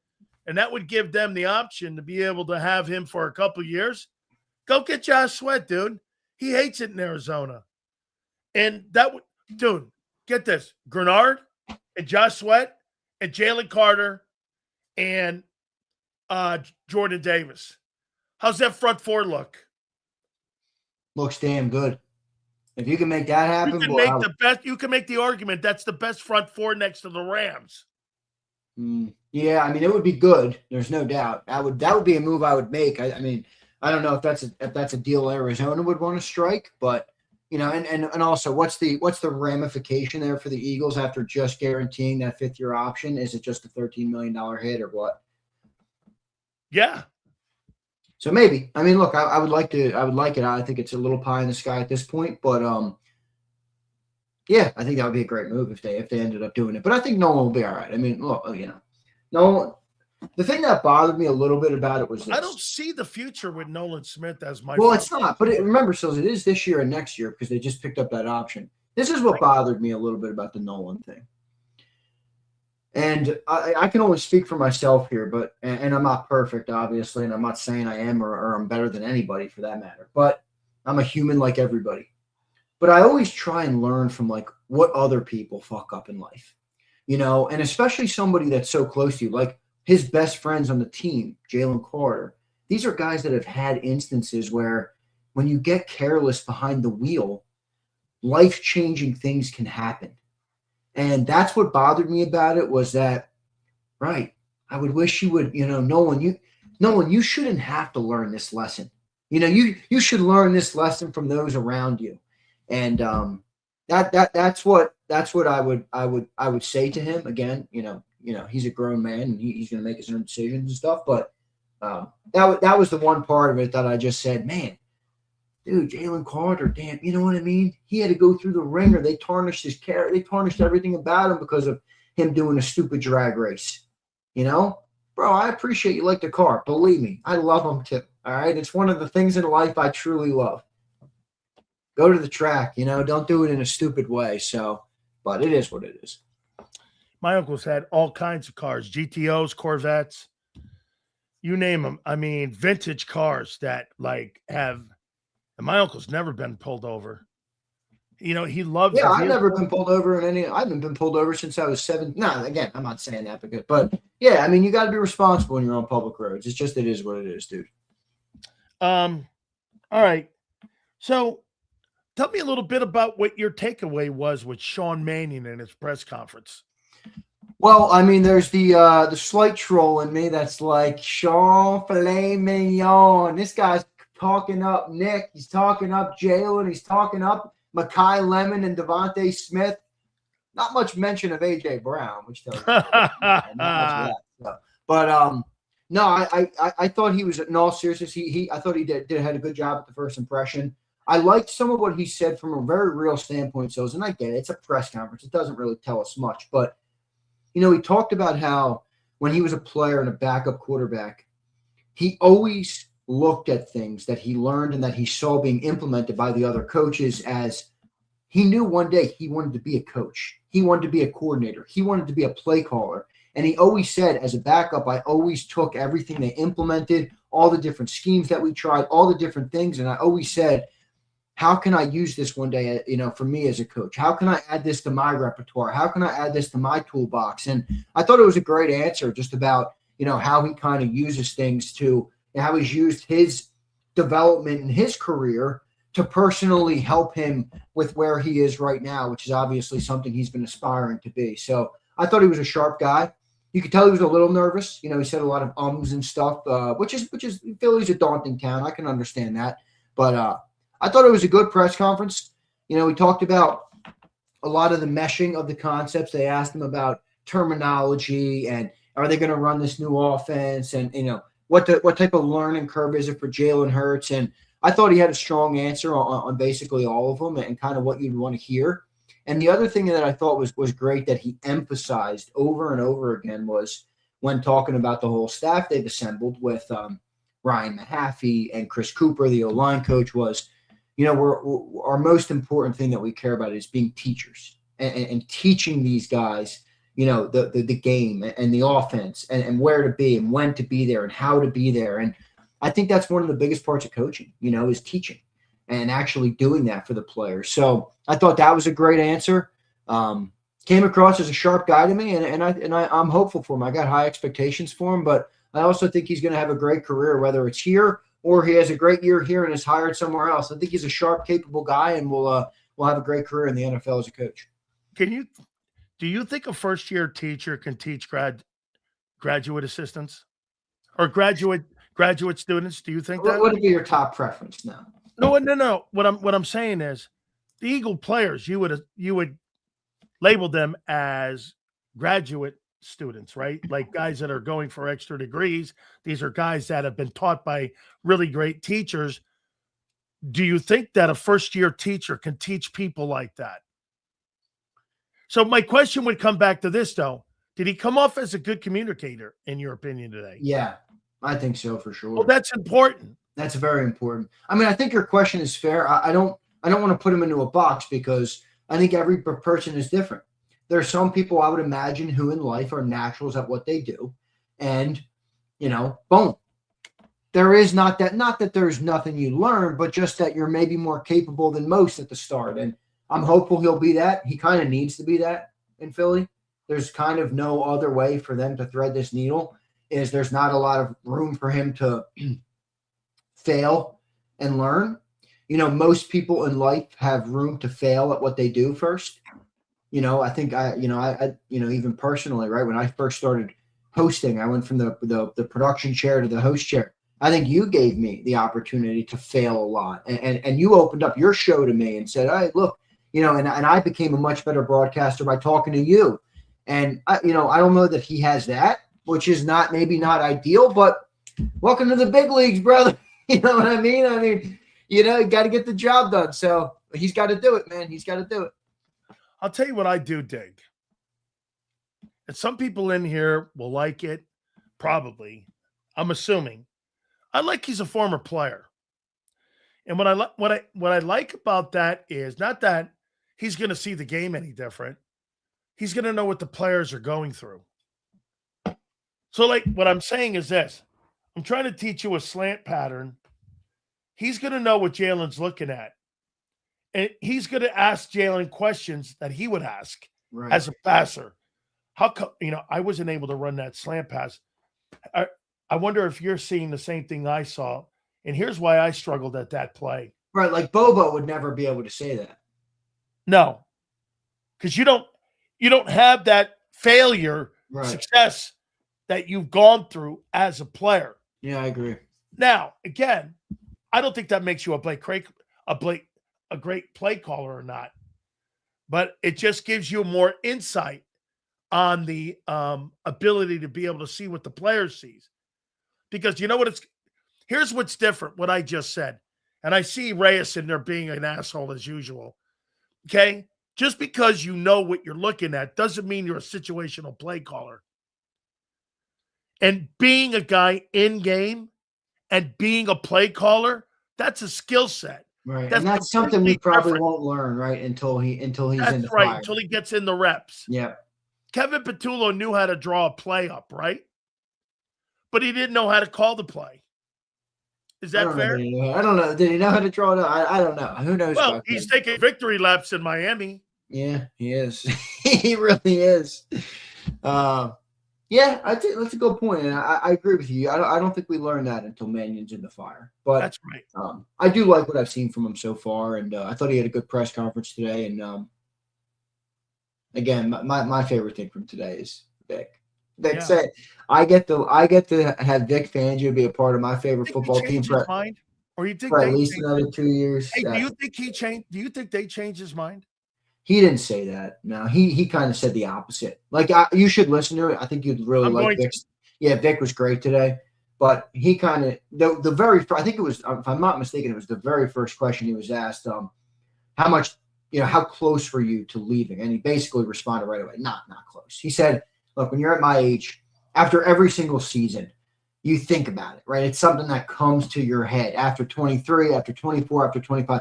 It happened every year. This year was no different than after 24 or after 23. I ultimately never got close. And I like the group of guys we have. I like the organization where I am right now. I feel good. I still love the challenge of the job," he said. And then he brought up the physical thing. And so I think he's in a good spot, Sills. And you know what else I think maybe changed it for him in the last couple of years is he moved home, and as an older guy, you go back home and you're like, all right, it's a better environment for him. Maybe he doesn't feel like he's waiting to move. Like for example, if he's in Miami, it's like, I'm waiting to be done so that I can move to where I want to move. Like, I think he's where he wants to be.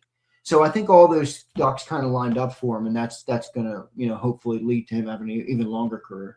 Could it be this, that they're making his job easier for him? And what I mean by that is you're signing Grenard. You're making the trade. You're extending Davis. You're in the process of extending Carter. It's not the revolving door the last 7 years that it's been in Philly in defense, and that there's going to be a little more stability, okay? And there's going to be more stability on that side of the ball. Do you think? And again, they're making his job easier for him to be a coach on that side of the ball. Well, yeah, I think to some extent. I mean, what else Vic raved about today was Tariq Woolen. He said, we were interested in him last year in the middle of the season at the trade deadline. We ultimately never ended up making the move. And during the season, I never really got deep into the evaluation. But after the season ended and the free agency period hit, I really dove into the player. And he kind of raved about him. He was like, I think he's going to be great for us. He's a very unique player. Vic said he was surprised he didn't get a long-term offer from anybody. And so Vic seemed pretty optimistic about him. He was actually more mum on Grenard than he was on Woolen. He gave a longer, because John asked the question on Grenard. He gave a shorter answer on Grenard than he did on Tariq Woolen, who he kind of raved about. So that was pretty good. But I think you're right about making his job easier. I mean, hasn't Vic proven it? Like, when someone shows you they're going to give you an ROI, it makes you want to invest more money there. Well, Vic gives you your ROI in most cases. Give him the players, and you're going to get out of it what you want to get out of it. So I think he's earned that, and I'm sure the Eagles are seeing it that way too. Listen, I wouldn't make a lot out of that Vic gave a short answer towards Grenard. You know why? There's lesser questions on him than there are on Woolen. There's more question marks on Woolen. That's why you have to go kind of overboard with coaching talk. Grenard, you don't have to, dude, right? He's an established player. Sure. You don't really have to glaze that guy because he's an established player. Woolen's lost a little bit of the credibility, and Vic's trying to build that up for him, and the player's got to build that up. Coaching and player, they both have to go hand in hand in building back up equity. Yeah, again. I agree, dude. I agree. Grenard doesn't need the equity built up. It's a great perspective by you. I agree. So don't you agree on this A.J. Brown story here?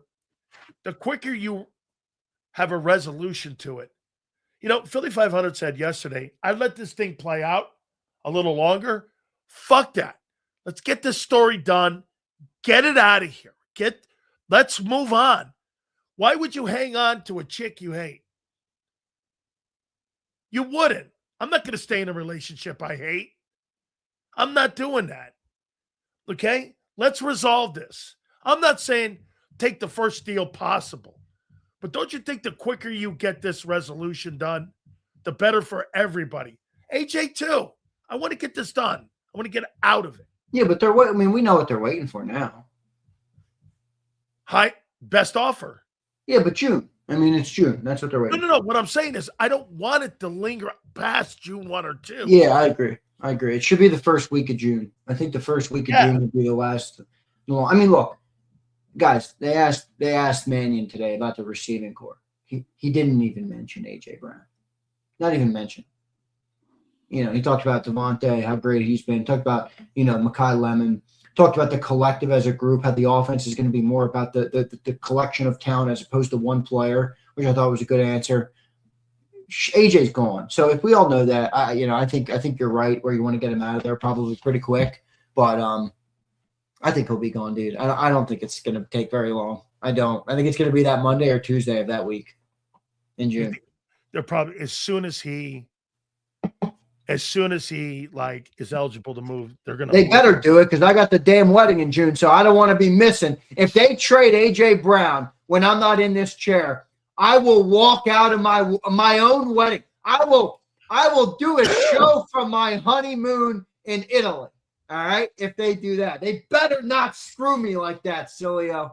Can you see Zander doing a live hit right there after he took his vows? That would be classic. Right up there from the altar, it'd be classic.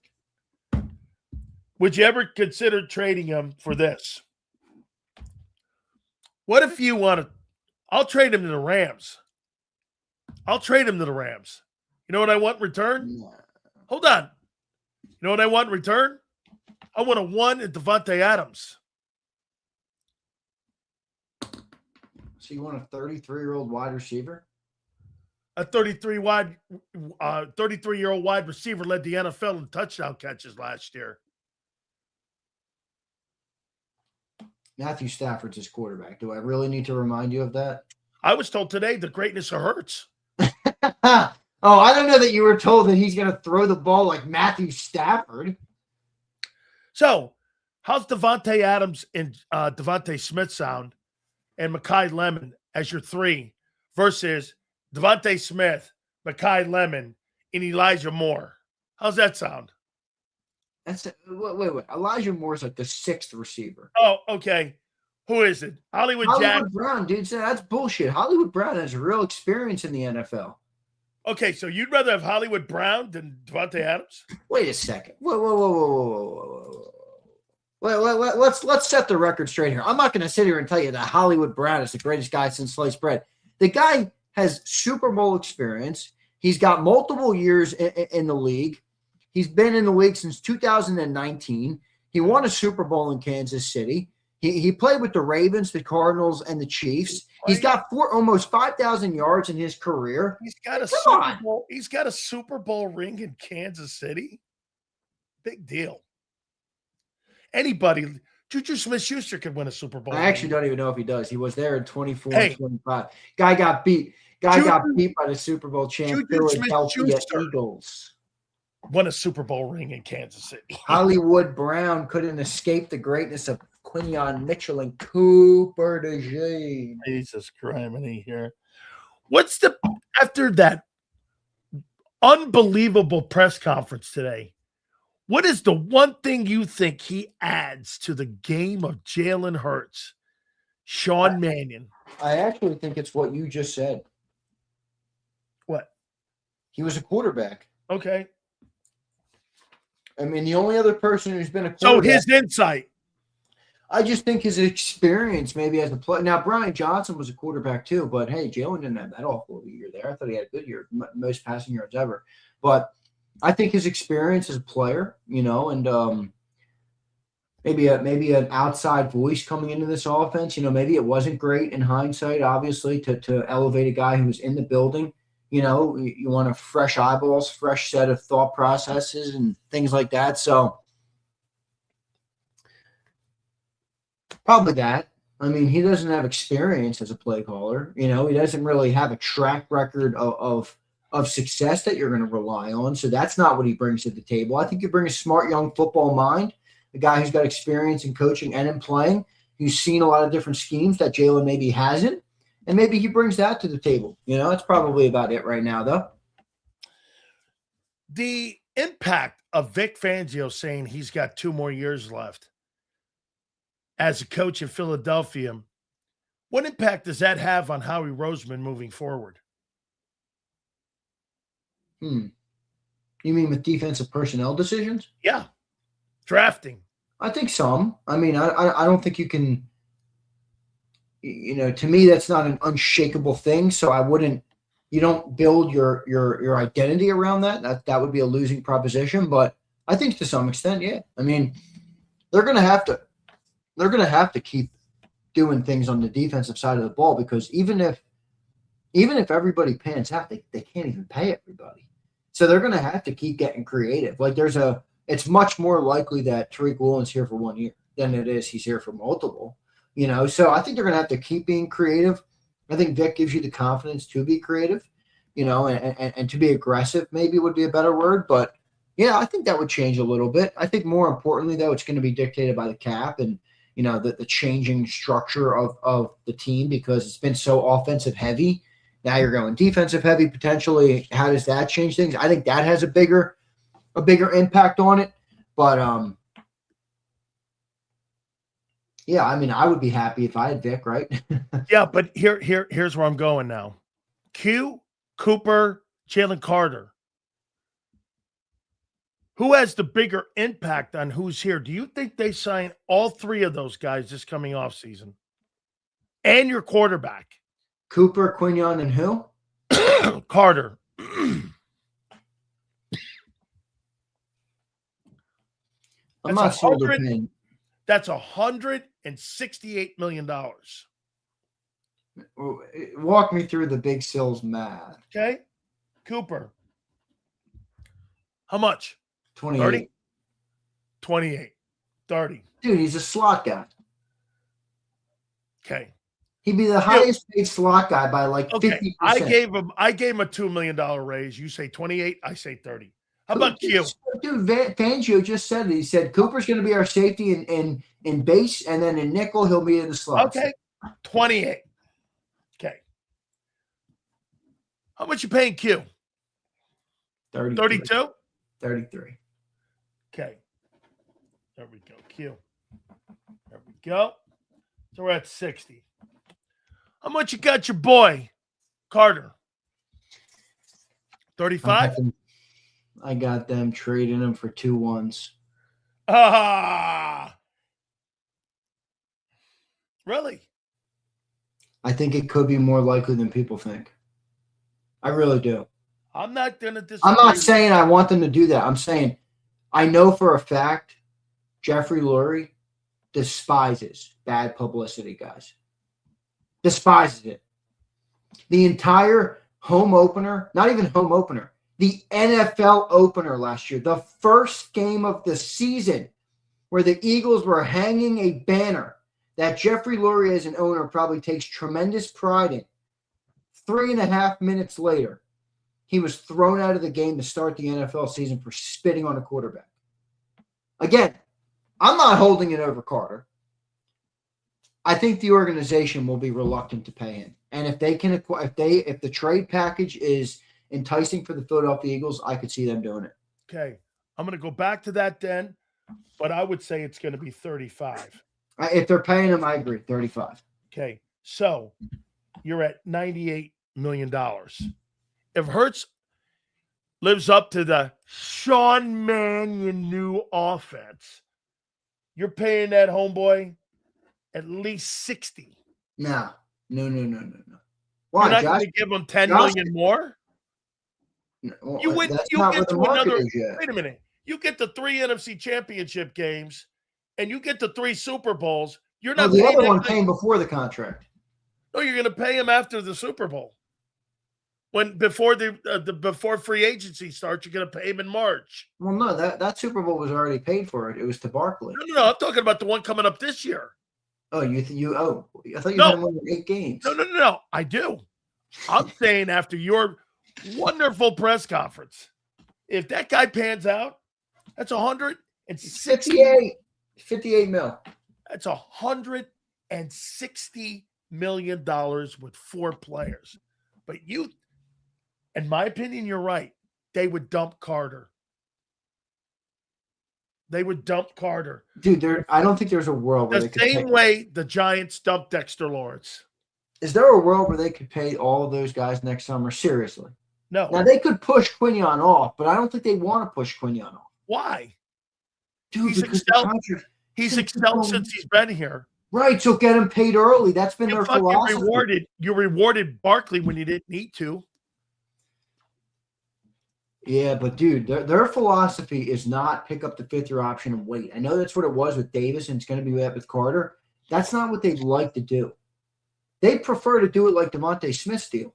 Put the 5th-year option into the deal. If you got a guy you're going to pay, make him the highest paid dude and get ahead of it. The cornerback contracts are exploding right now. I would pay Quinion. I would not wait.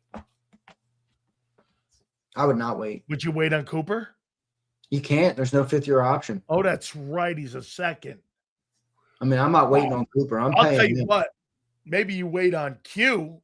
I'm not waiting on either. Well, you have a little latitude with Q.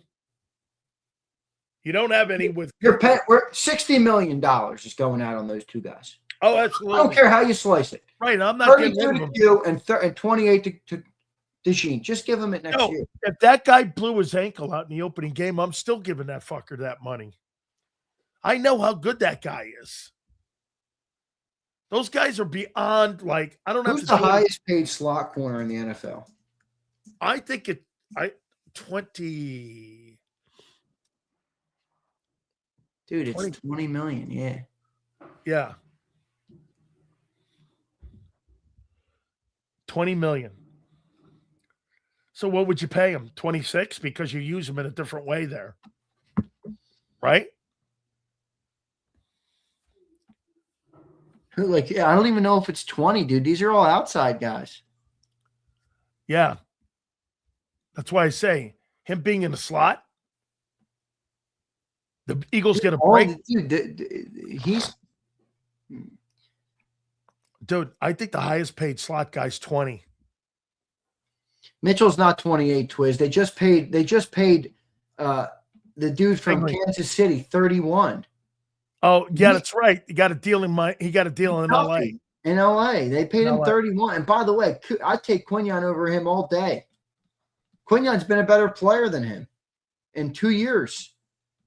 Little different player, but yeah. They're different. Yeah. I'm not I think McDuffie's a great player. My point is, I mean, they're not paying him $28 million unless Quinion just is good with a team friendly. Did anybody ask Mannion the question about Lane or anything like that? Did they ask They asked him about the O-line, yeah. What'd he say? He had a good answer on it. I mean, he said they're great dudes, great group of guys to work with. Obviously, have experience, have had the success that they've had. A lot of excitement on Chris Cooper today, dude. Not only from Mannion. I was just going to ask you why. Who? Vic commented on him? Vic worked with him before. What did he say? I'm interested. I mean, I don't have it verbatim. I can paraphrase it. Yeah, I mean, he said, Coop's a great coach. I worked a lot with him. I've seen him up close and personal. I forget where it was when he was with him, but the other interesting thing he said was it Chicago? I don't know where it was, but the other thing he said was Cooper was a Mannion guy. Like Mannion's the one who recommended him. And that's who they ended up hiring, which I thought was interesting because it shows you they're clearly going with a collaborative approach here. You didn't have to earn your salt. You would think Nick would be like, all right, new coordinator, I'm going to pick. I think Nick Sirianni does a good job as a head coach. I will allow this chat and you to beat me to a pulp on it. I don't care.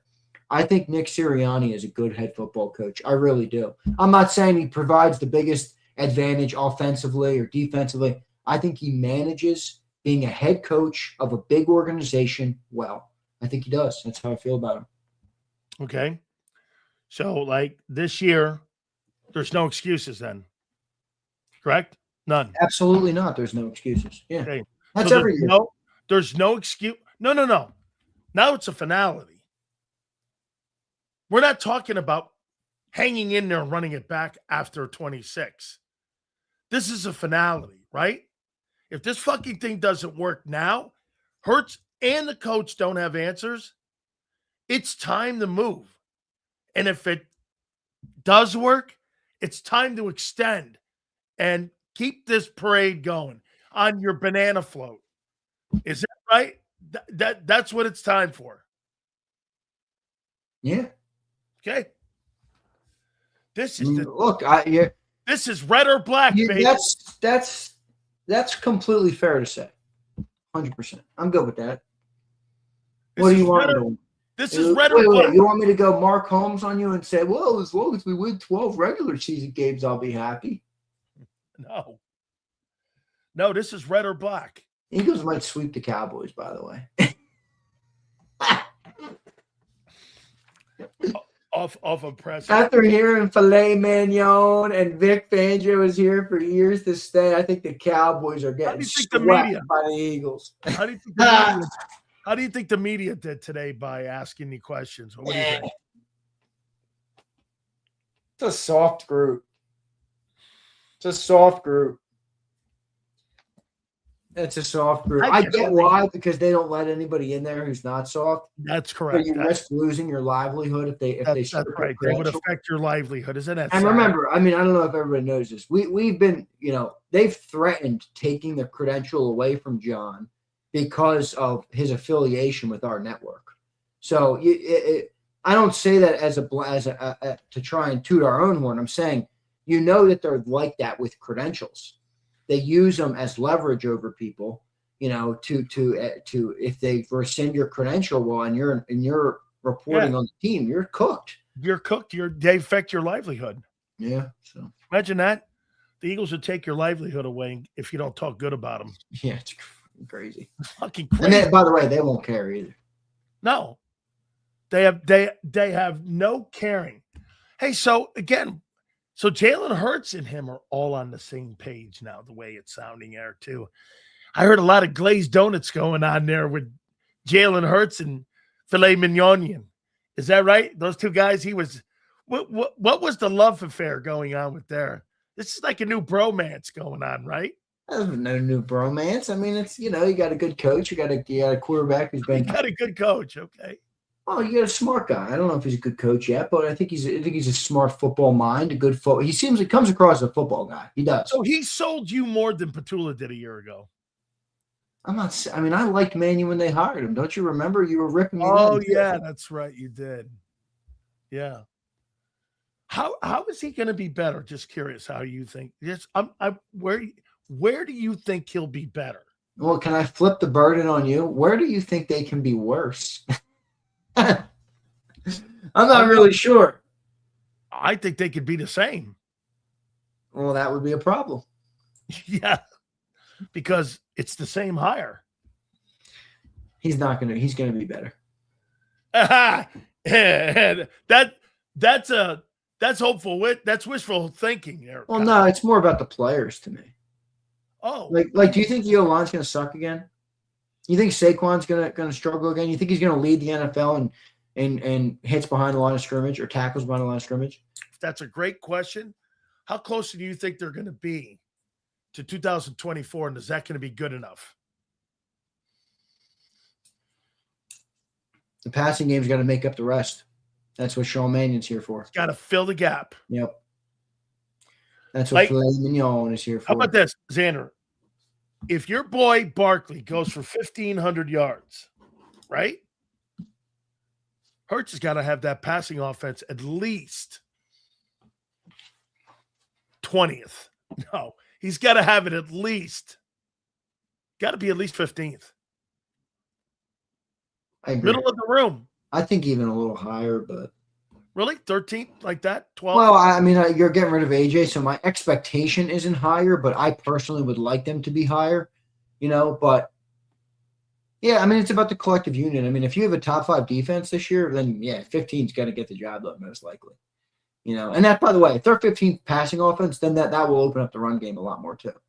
I'm of the belief that the run game is more about the ineffectiveness of the pass game than it is about any one player, any offensive line, or Saquon Barkley. If you don't threaten defenses through the air and force them to spread out and defend the entire field, they clam up in the middle, they stack the box, and 5 offensive linemen could be Hulk. I don't give a shit. They're not blocking the 8 dudes in the box. There wasn't once a threat last year of passing the football consistently. Not once. And the only time we put on tape that we said we would do it was the Charger game, and it was 5 turnovers. There wasn't even as much as a stitch of a threat to a defense. Well, you make them pay for that, all of a sudden they start playing you different. They play you different, you can run the ball again.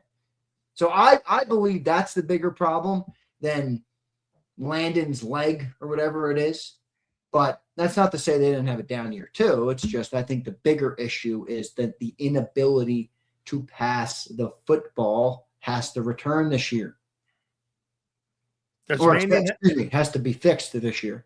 Does Mannion have a bigger impact on the run game or passing game this year? Well, I think more on the passing game, but I will say this. It seems he's got a more on the run game than other coordinators have because Stoutland's gone.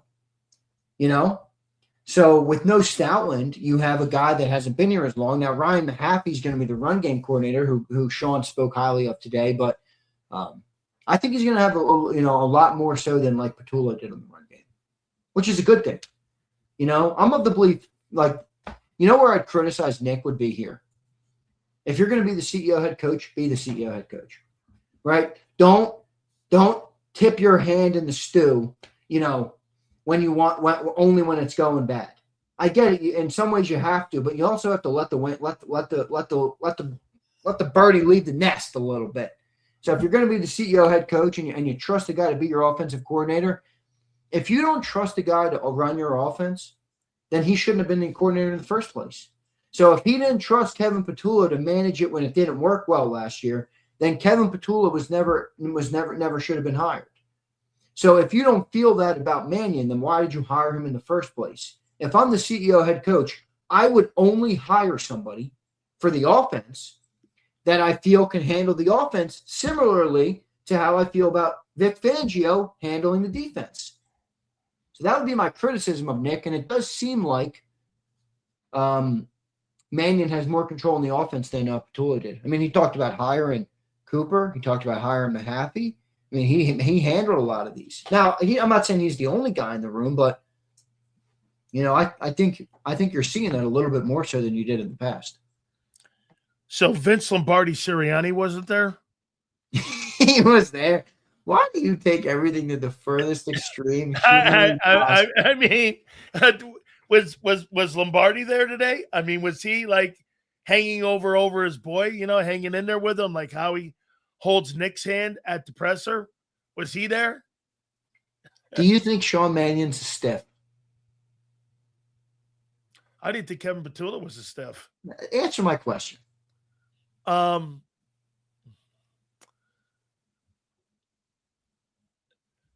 Define stiff. No, you define stiff. He's never called to play. I mean, Kyle says, I plead the fifth. Listen, I'll say this. For a guy that's never had situational, he's never called a play in game in his entire career. I don't believe it's going to be as smooth as people think. Do you know of any first-year play caller that turned into some sort of, even Andy Reid kind of had bumps and bruises in his first same year. with Kyle Shanahan, same with McVay. All them guys have. But they had the organization giving them a chance to mature. The Eagles don't give anybody a chance to do that. Okay? Yeah, wait a minute. Sean McVay, they bumped and bruised in Washington. He had a chance to mature in Washington. You forget he was a play caller in Washington. I think if this offense has a semblance of success, I think Mannion will be gone. He's a one-year guy. I think teams are going to drool over this guy. You know how they get with young coaches, dude. This league is weird with young offensive coaches. They just love them. I think Mannion will be high. They're going to gobble them up either way, success or failure. Yeah, I agree. But, I mean, if they have – I used to think – a little bit ago I was thinking, Mannion's too – he's not going to get hired right away. I think if they get past the divisional round or the wild card round, he's hired. Yeah, but here, you asked the question, do I think he's a stiff? If the offensive line comes back and is not healthy, how can you tell if he's a stiff or not? If it's not healthy, how can you tell? They can't pass the ball to save their life. Okay. That to me would be a really big problem. Do I think he'll be a stiff? No, but I think he's going to struggle early. Yeah, probably, but maybe not. I think there's a small advantage for the Birds because, there's been a lot of tape on them and maybe teams have to be on their toes a little bit playing them early because a lot of unscouted looks, a lot of things that might be different, different formations. No A.J. Brown. Like, I think early in the season it's actually going to be aided a little bit where I think there could be some things to watch is like week 4 through like week 10. Like that to me is like a kind of a crux point in that early career of like, all right, was it real in Liars Month? Was it because there was unscouted looks? Was it because you played, maybe a crappy team here with the Titans and the Commanders? We'll see. We'll see. This is how I would game plan against Sean Mannion. Okay? Load the box. Not just Jalen Hurts beat me. Hey, Sean, you beat me. I want to see you scheme up a game plan where you beat me. Let me see you get in this. And maybe not so much. Now, again, how much is Zander, how much do you think listening to him, he's going to give Jalen Hurts the autonomy to do what he needs to do in the pocket in there? How much? Because again, wouldn't you do this? If you had an inexperienced person in business, wouldn't you take advantage of their lack of experience? I guess in theory. I mean, I wouldn't, it's not my cup of tea, but I think maybe, but I think he's going to give Jalen a lot of autonomy. I do. I mean, he's a former quarterback. I think he understands the game from that position. My hope would be that he sets him up for success at the line, because the quarterback will make a decision at the line, but there's also different things you can do to help aid him in that decision making. Right. And I would hope that Mannion can do some things to help him with that. I don't know that Jalen made the right decision there every time last year. I mean, a lot of people took that comment by Stoutland earlier this summer of like, well, that was a shot at Patullo. And, guys, if you read the reports from like McLean, Jalen changed a lot of plays at the line of scrimmage last year. He said that was reported numerous times by I think Fowler and McLean. And if that's the case, well, Jalen made a lot of bad decisions. So I hope he can help him make the right decision there at the line. But I think he's going to give him a lot of autonomy. I do. Do you agree with me on this? That this coming season, you're not going to have pushback from Jeff Stoutland in questioning play calls. And as a player in your locker room, you're not going to have AJ bitching, which would mean this. You're going to be in a better position to at least try to execute your game plan versus people that have massive pushback towards your game plan. Do you follow me here? Forget, by the way, Kellen was a quarterback too. Good. So was Frank Wright. Frank wasn't Jalen's coordinator, though. No. What I'm saying is that Frank was, Doug was. I think backup quarterbacks make good coordinators. You know how catchers, I've always said catchers make great baseball managers. Right. I kind of think that if you see the game a little bit, Now again, that doesn't mean you're a great in-game play caller. That just means you understand the concepts. Jorge Posada. Hey, dude, Joe Torre was a catcher. I loved Jorge Posada. Yeah, me too. Big, probably one of the greatest Yankee catchers of all time. Not quite Yogi, but and not quite Munson, but Posada was up there as one of the greatest. Probably better than, I don't know, maybe Elston Howard. He was right there. He totally was.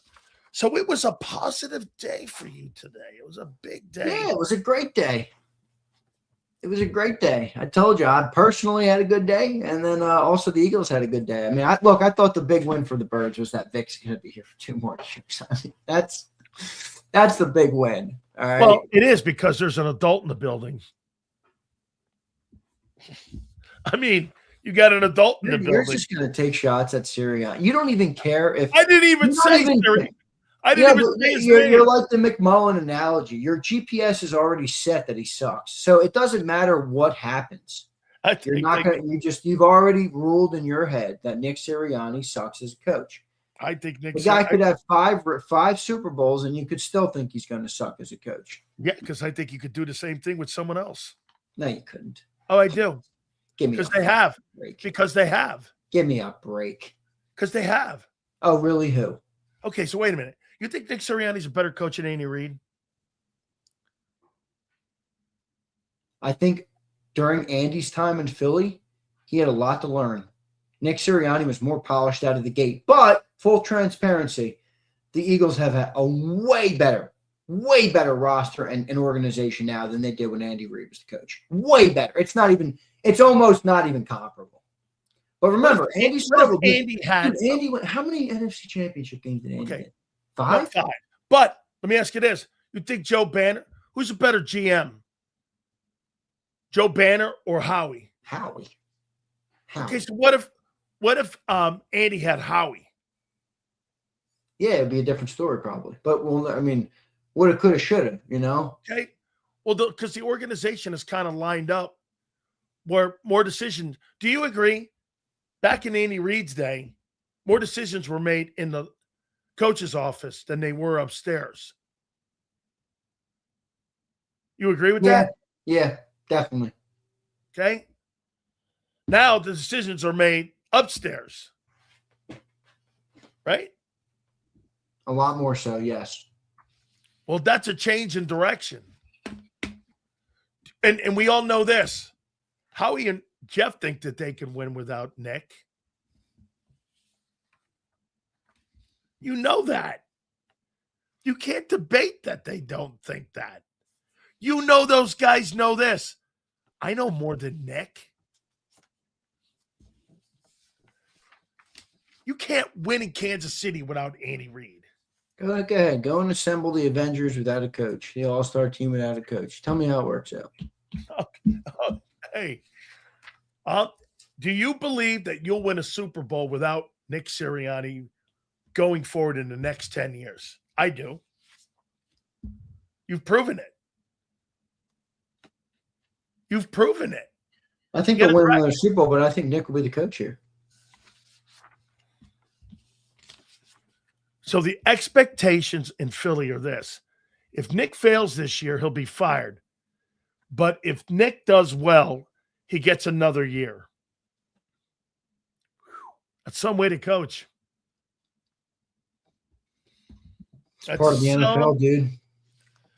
You're not firing Andy Reid after a down year in Kansas City losing record. Yeah, but dude, they're here they're here today and gone tomorrow, coaches. They all know that too. Okay. They're like, what did John call them? Nomads? That's my point. That's my point. These coaches are here like pawns. They're everywhere. You act like that's Eagles exclusive. No. You act like he's special. I know. Nick Sirianni? What do you mean? Yeah. Wait. Wait. I act like it. I don't act like I don't think he's special. I look at proven track record. That's not him. They used to tell me something. Hey, Zander, that potential word means you haven't done it. Yeah. Yeah. Well, Mannion has potential. Nick Sirianni has a proven track record, Mr. And they Sileo. have a proven track record. They've done it without him. What? Because they got lucky by winning with Nick Foles? Oh, lucky. Yeah, they won 9 fucking games a year after that. Well, okay, they got lucky now. Did they not? Are you telling me there wasn't a bit of luck when Tom Brady throws for 505 and you beat him with a backup quarterback?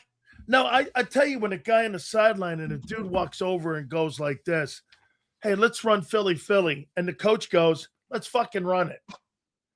That's coaching, my man. Dude, there's a semblance. If you don't think there's a semblance of luck from winning with the backup quarterback with Doug Peterson, you come on. Fucking be real. Wait, let's ask this. Were there a few games before that they had to win? Yeah, and he was a stiff until the playoffs rolled around. Well, how the fuck did they get to the Super Bowl then? Because he had a good NFC Championship game in Super Bowl. Sounds like another guy that you ripped to shreds. Oh. Oh, yeah, right. Dude, you can win without that, win him with him and out without him. When I look at Nick Sirianni, I don't see special. That's why he's on the hot seat every year. That's why people they didn't see special with Doug either, clearly. What?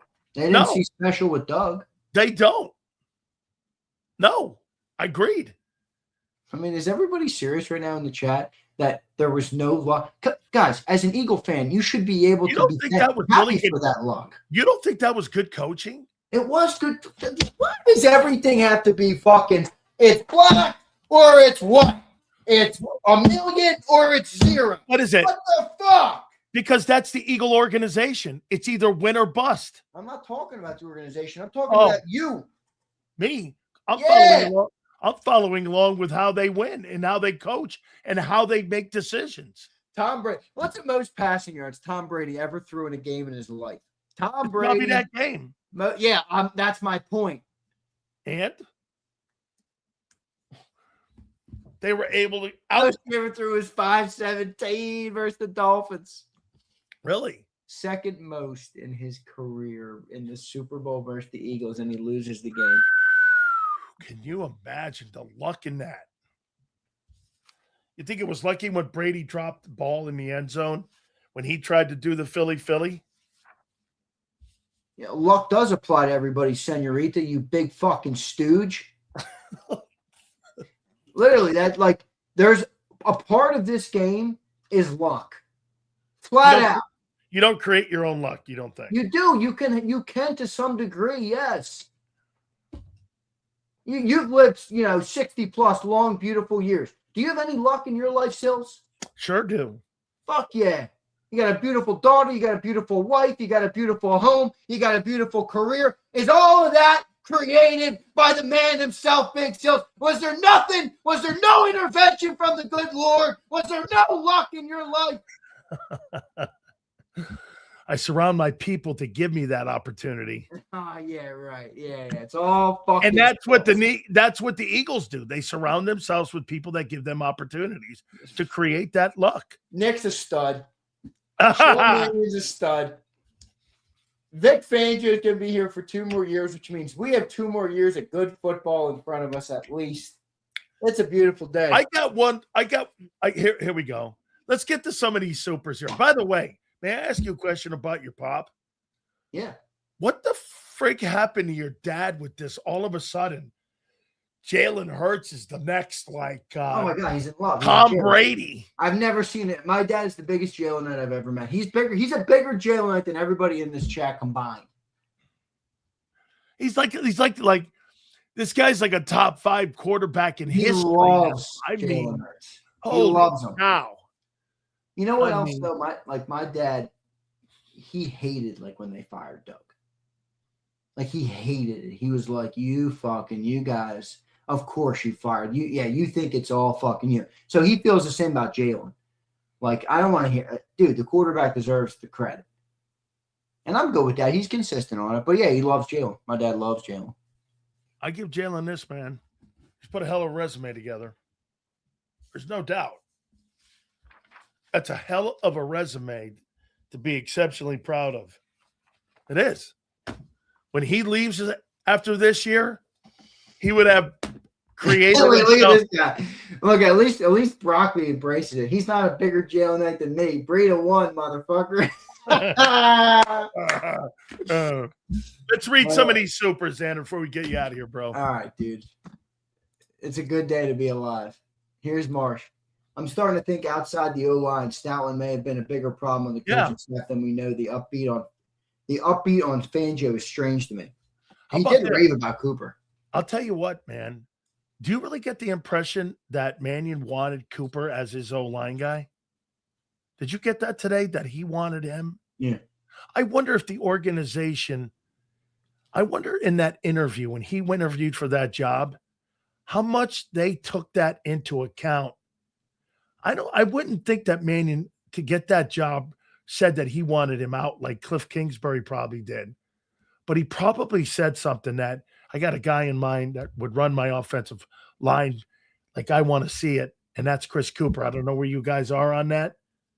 And there may have been pushback because maybe what Nick did was this. Maybe they were going to bring Chris Cooper in to be the run game coordinator. Maybe. I mean, they got that Mahaffey guy, but it seemed, did you take away from that presser that Mannion really likes Chris? He may have been the initial run game guy, and when Stoutland decided not to. I don't know. I mean, because remember, Cooper I'm guessing on that. I'm guessing. Yeah, he was the O-line coach in Minnesota. I don't know. I don't know. It's fair speculation. I'm not sure. Here's David. He says, Sean Manicotti Mannion is a sworn-in Italian now. Manigot. That's funny as shit. Marshall says, expiring contracts of Lane, AJ, and yes, Barkley will give us the money to pay all those defenders. And on top, so that you're getting rid of those guys, Marsh, on offense in the next 2 years. That's kind of what we went over 2 weeks ago when we were talking about, so you're going to replace your running back, AJ, and Lane in the next 2 years. How do you think that offense is going to look? But depends. What version of Jalen Hurts do we get? Here's Khaled. Fangio said he was staying for the long run. Yeah, he did, Khaled. 2 years, long time. My years. 2 years, a long time. He said at least 2. I think he's got 4 in him. Man. Marsh says, Nick Foles went to his coach for a last play and created an iconic moment. Jalen Hurts went to his coach for a last play and got a failed 4 verts. Get out of here, Zander. Wait. So, Marsh, you conveniently just decided to not listen to the report that Jalen Hurts came up with the 4 verts call, right? Was that you? But wait, you'll believe it when they tell you Nick went to the coach, but when they say it about your boyfriend, who he wanted to call 4 verts, you don't want to believe it. Boy, I'm just dishing out truth bombs left and fucking right today, man. This is a masterpiece. Is it? Kyle says, if Sirianni sucks this year, Eagles fans will turn on him like Frank Oliva, the guy who got hit with snowballs in '68. Kyle, if this guy stumbles out of the gate in the first 4, they'll be coming off the top rope like King Kong Bundy, wanting Nick Sirianni pinned to the mat. And they'll be filleting Mannion if this guy ends up shitting the bed out of the gate. You watch. If this thing's 2-4 out of the gate, there'll be a fillet out there at Lincoln Financial. Wait, look at how goofy these goobers are. Prince says Nick okayed it. Well, who okayed the Philly special? And Prince, if Corey Clement fucks up the toss to Trey Burton, all right, and then everybody's calling the head coach a fucking idiot for calling a trick play in the Super Bowl, right? Oh, yeah, would you be taking the L too? Results, Prince. The Johnny Mac. You judge results. You don't judge play calls. You judge fucking results, Prince. Take a lap, guy. I told you to take a nap a couple hours ago because I knew you needed it. Hey, you see this guy here, Michael? Hey, Michael. Okay, Michael. Phil Jackson, great coach, all-talented roster. People question his credentials all the time. Yeah, because when he was asked to do something and build something in New York, he was a colossal fucking loser in New York. And when you gave him a stacked roster like Nick Sirianni in Chicago and in LA. Oh, good coaches need good players. Wow. What a lesson. But when you had to have the guy go in New York and do something like finding players, hey, Stills, is Bill Belichick getting coaches, he shit the bed. Is Bill Belichick a good coach? Bill Belichick, spectacular coach. Okay, good. Why are you stuck in North Carolina then? Because North Carolina doesn't have the players when he went. So every coach needs. Wait a second. Bill Belichick picked all the players in New England. All right, so he's a good GM. So you're telling me year's a personnel. Wait a second. You're gauging Bill Belichick on one fucking year. Whoa, I'm learning a lot today. You're damn right. Sileo values a general manager. That's what he values. Are you trying to tell me you think North Carolina had top-level talent? The only thing you give a rat's ass about it is personnel. What? No wonder you love North Carolina hasn't won 10 games in 25 years. The point is, when you're a good coach, they've never had good players. You can't win without good players. Bill Belichick picked them all in New England. Okay, so he's a good GM. And coaches. Well, why is Nick not a good coach? You think there's any coincidence that why is Nick not a good coach? You think there's any coincidence that Belichick coached Lawrence Taylor and Tom Brady? Why is Nick not a good coach? Because he does nothing. He doesn't do the personnel. I broke Sileo. I figured out the formula. It's only about personnel with coaching. Talking about? He didn't find the coach. He didn't coach shit on Nick. the players. He's got a good roster. Pick the coaching staff. Yet every other coach, no matter how good, when they don't have good players, pick the players. Pick the scheme. Recruited the players. Bro. The Lulu land of Jacob Nation. Yeah, okay. That's way fucked up take by you. It's not. How is it not? Bill picked the scheme, found the players, found the coach, coached the players himself. Nick does none of that shit. So he's a good personnel guy. He coached the players too. Okay, Nick coaches the players, but you he take built away the from them scheme because Howie gives them good players. He built the scheme to win. So Nick deserves zero credit. So Nick doesn't pick the players, pick the scheme, or hire the coaches. Because if he did, why would he hire Kevin Petula? All right. It's all about the fucking personnel. I agree with you, but I'm not taking away from Nick as a coach because of that. Dude, Bill Belichick is like fucking the sun, and Nick is like an asteroid compared to like Bill Belichick as a coach. Oh, man. Holy shit. By the way, how good about coaches need good players, how about everybody. This? Who put Brett Veach in Kansas City? Andy Reid put him there. Andy Reid hired the GM, got rid of John. Why did Andy win 5 games last year then? Well, because you went to 7 consecutive AFC championships. You went to 5 Super Bowls in that time and won 3 of them. And you had a down year. Teams don't win every year. Fair enough. Players weren't good enough last year. It doesn't make them a bad coach. No. I disagree with Angelo on him. I do. I disagree with Angelo on what's his name. Angelo has tarnished his credibility to criticize coaches. I mean, he thinks Andy Reid sucks, and it doesn't even make sense. And he does. Have any more, bro? I don't know, dude. You want this woodshed season to continue? Yeah, boy, I'll tell you. You got a whack way of looking at Nick. Here's Justo. Hey, Sills, Bobo don't rhyme with Mannion. What you got for Mannion? Hey, man. Hey. We have to come up with that. We had filet mignon in. Yeah, filet mignon's perfect. Yeah. No. No, man. You got a whack way of looking at Nick.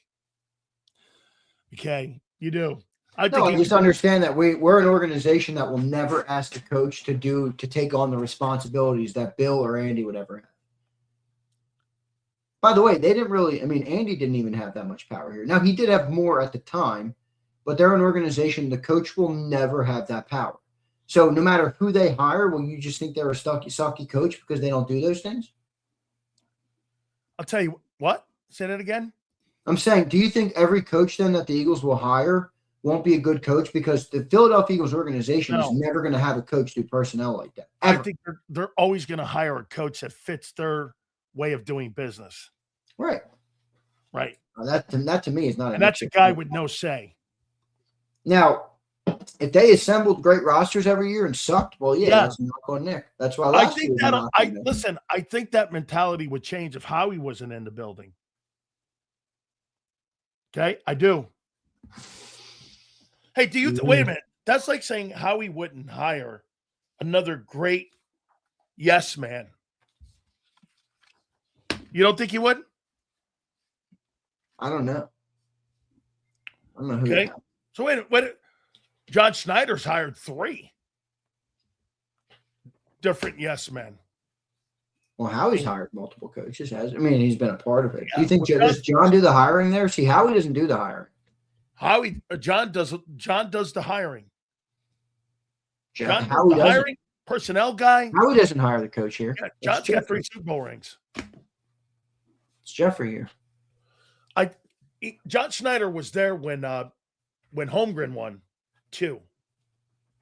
So yeah, so one last one here for you. With all this and all of this greatness that you heard today, have you upped that fabulous total of yours? Have you? Have you upped that fabulous total of yours? What do you mean total? My win total? Yeah. 12? No, it's perfect. Yours might need some updating. You got what? 8-9? I meant Pete Carroll. Excuse me. My bad. My bad there. Thank you. You went 8-9 though for the Birds. Yeah. Look, even your aunt had to come in and bail you out. Oh no.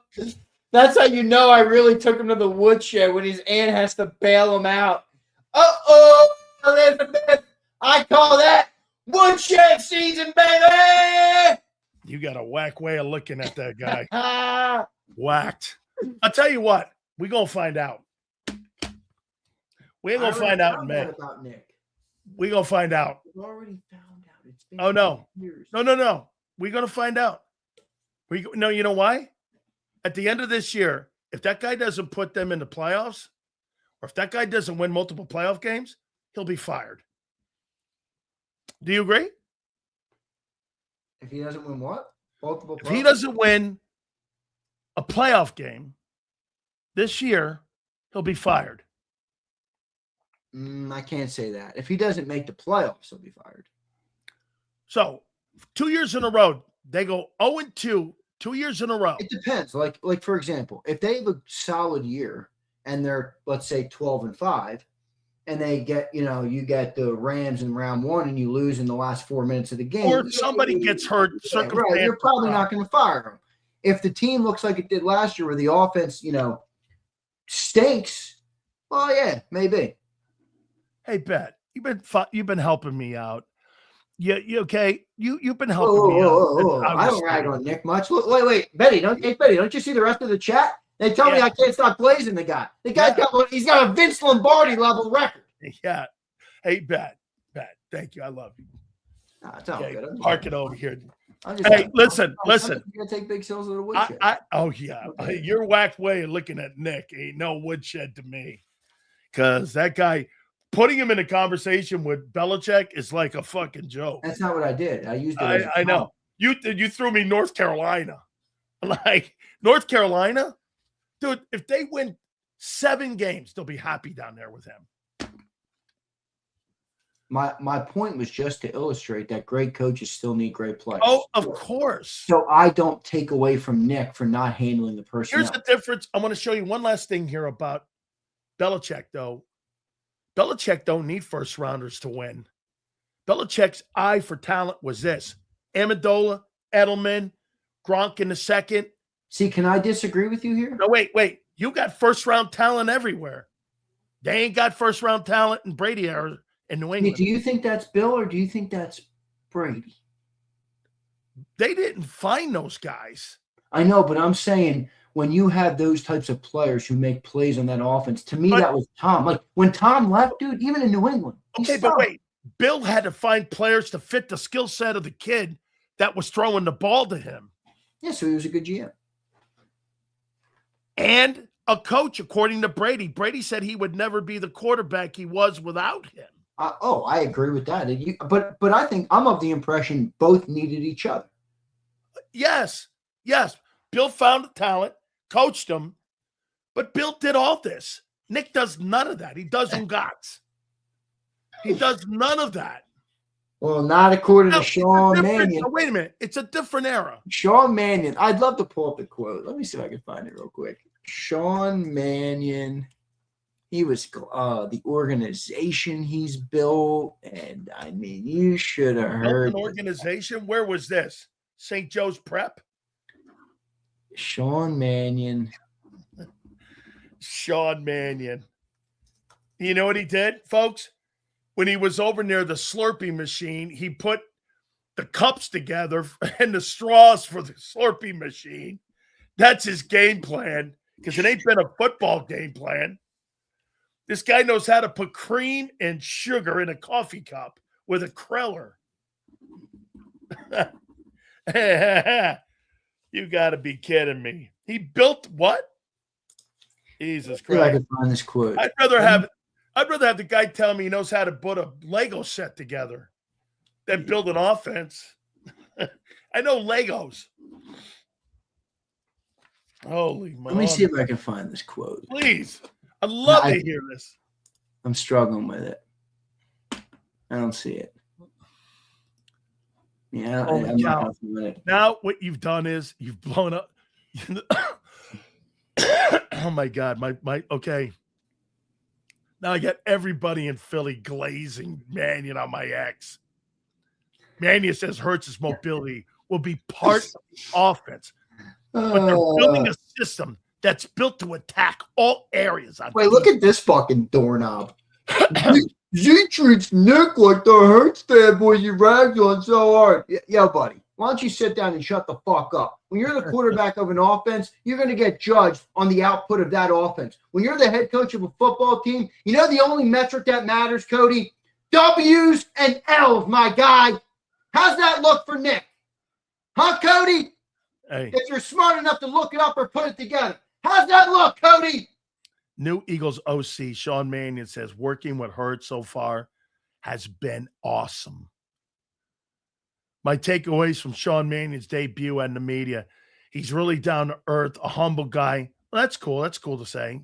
It's easy to see why Sirianni liked him. Word on the street: Nick Sirianni is Zander's best man. No wonder Sills ain't going. Here's a good one. Sean Mannion's offensive identity. This is interesting. Play with great effort. That sounds like Nick. Great physicality. That sounds like Nick. Being a great teammate. That sounds like Nick. When you turn on the tape, what does the Eagles offense look like? Those are things we really want to have stand out. What did he do? Take a page out of the Nick Sirianni handbook of press conferences? You know what? Look at what Elliott Shore-Parks tweeted. You're going to lose your mind. Please tell. Oh, wait. Let me see. I'll read it to you. Tell me. Read it. He tweeted this. Elliott Shore-Parks. I like Elliott. I think Elliott does a good job. He tweeted, Sean Mannion reminds me so much of Nick Sirianni.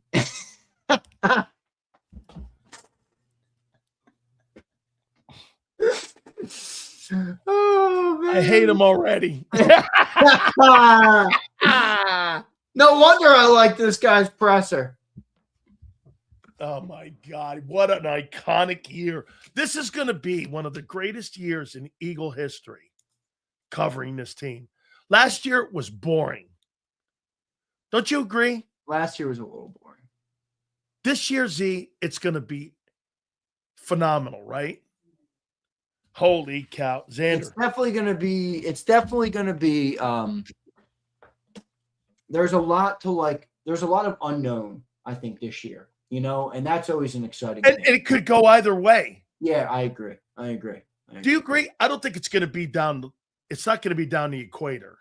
It's either going to be a grand slam or it's going to be. I don't know. I think it could be equator. We will, as a sports. Oh, you think it could be normal like last year? I think it could. No, because I think last year the record was normal, but the extremes of the offense were still prevalent. Like, I think there's a good chance that we get to the end of the year, and instead of people being absolutely sold one way or the other on Jalen and Nick and Sean, or absolutely out, I think they're like, I don't know. You want to pay Jalen? Do you want to keep Nick? Do you want to keep Sean? I think that's a good chance. I would hate to be there with that. Me too. Okay. You never want to be there. No, because that's where the Cowboys live. Let's go to Bob Brown, because Bob's been saying this. And I didn't get to it yet. Bob, I have a super if you wanted me to read it. Hey, Sills, ask the truth bomber. Assume Jalen really clicks with Mannion, and the passing game is what Lurie wants. Mannion will be the number one hot ticket option to become a head coach. What do you do? Well, what do you mean? Bob, are you under the impression that if that happens and they go deep in the playoffs, that they're going to let Nick Sirianni go? No way. After his 6th straight winning season? No way. 0% chance. By the way, they'll start looking at Nick like they look at themselves. Boy, it seems like no matter what coordinator we put in here, they figure it out. No, or Zander, he works with us. Yeah. As long as we get a good coordinator, we're good. Well, wait. As long as Nick works with us, we'll take a down year every now and then. As long as he works with us and he's on the same page with me. Yeah, but Bob, I know you're big brained. I don't even have to troll you like I do other people in the chat. I know you have a big brain. Bob, there's not a world that exists where this organization would blow Nick Sirianni out in this circumstance. Where have they ever done that? They would never do that. It doesn't even make sense. If they would have done so much unknown with making Sean Mannion. Bob, I'm not saying you're wrong, but Bob, at the end of the day, there's a difference between. Here's where that's going to work.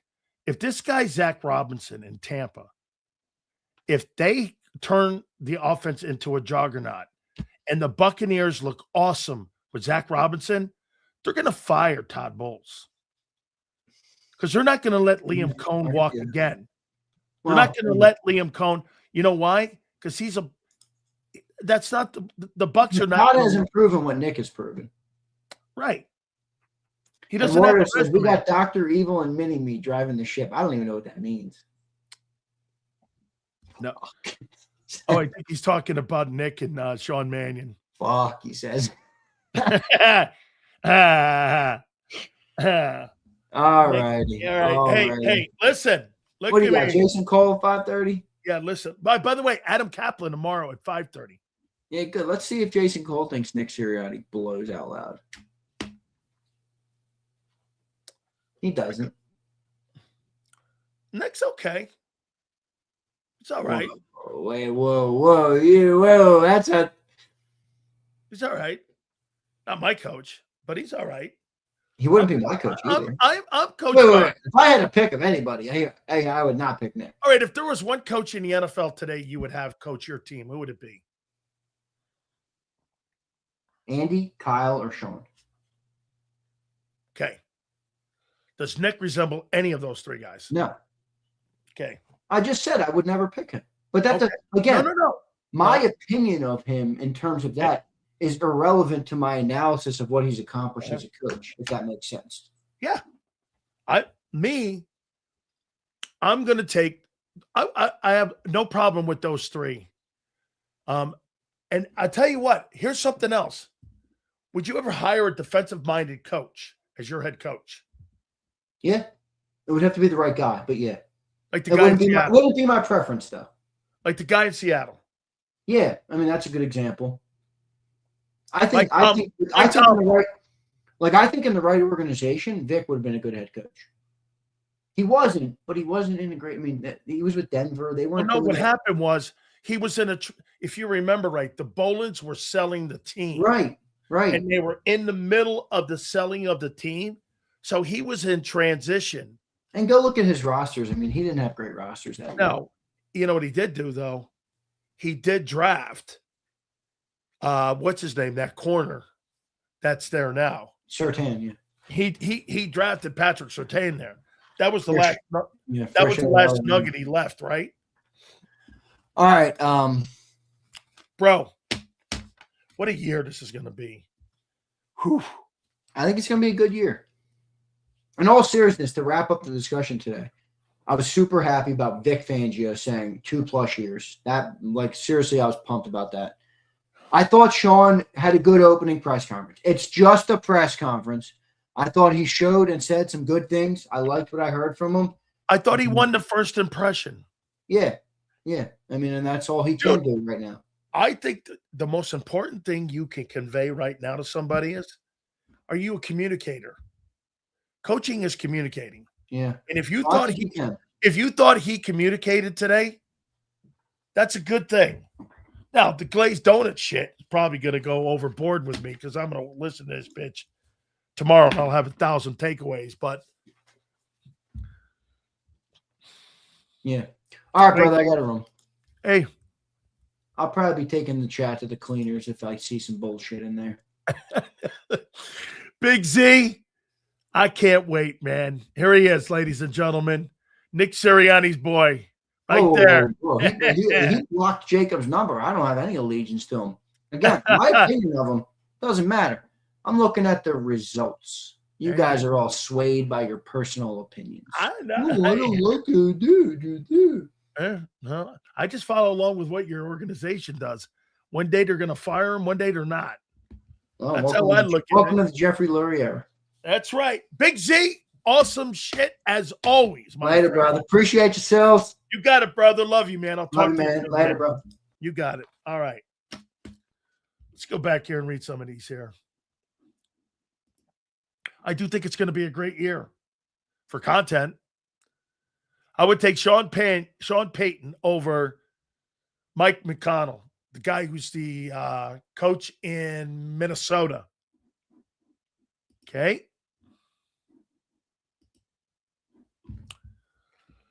Love Jason's opinions, very objective. Hey, listen, I'll say this about the presser. I haven't heard it yet, and I'll listen to it. I mean, in the NFL, communicating is one of the most important things. That is good news for Eagle fans. Vic Fangio locked in for 2 more years.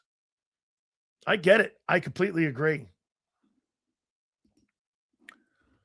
F. Payton. He blew Denver playoff game. Dude, the quarterback got hurt.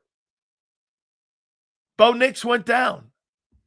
Would you think he was going to beat him with Jarrett Stidham? Jarrett Stidham is Nate Sudfeld 2.0.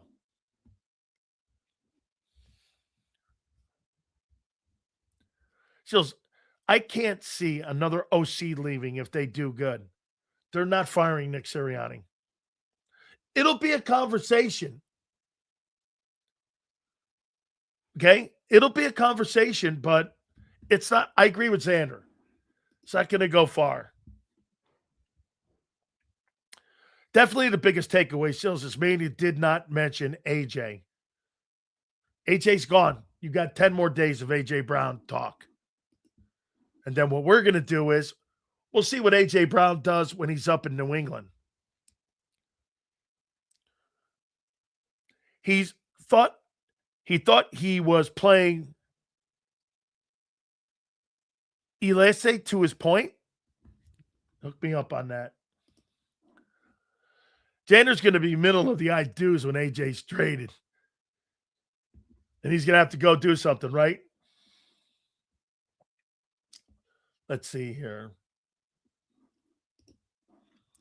The difference is Nick can't build a team. Those other coaches do. Well, it is, to Zander's point, it is a different operation. Here's what you got to get credit for. If you're Bill Belichick, what was Bill's record? Let me see what his record was his first year in New England. When he took over for Pete Carroll. Pete left him some pretty good talent there. Pete Carroll could pick talent. Let's see here. So Bill Belichick's first year in New England, he was Bill Belichick's first 3 years, or his first year in New England, he was 5-11 when he took over. Then after that, 1, 2, 3, 4, 5. In his first 5 years, Belichick won 3 Super Bowls. And here is who was on that New England team. And this is what Bill did on offense. Look at who he put in the offense. Who was on the offense? Brady. The running back was Kevin Falk. The wide receivers were Troy Brown, Terry Glenn, Torrance Small. He didn't even have Gronk on the team yet. That offense won the Super Bowl.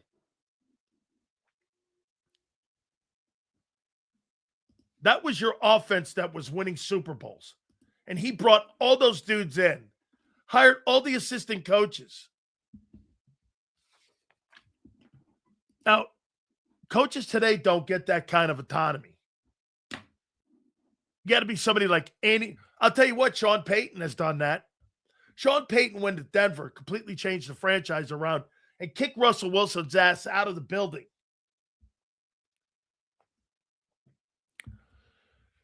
Sills, do you think it's New England for certain, though? Yes. Now, I got a topic down here, and I did put this here. Trading A.J. Brown to the Rams, it wouldn't be my priority, but I'm looking for the best return on my investment. If some team gives me a 1-27, I want that one.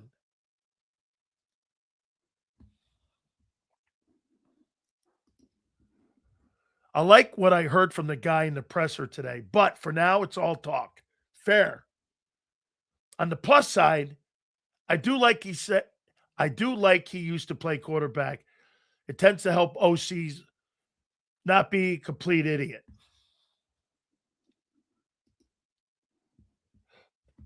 I would like Davante Adams in that deal too, Kim.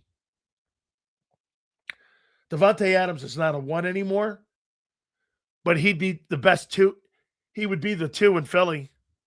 But Lemon's not better than Davante Adams. Sills, Bill developed players under Parcells. Bill was a staff.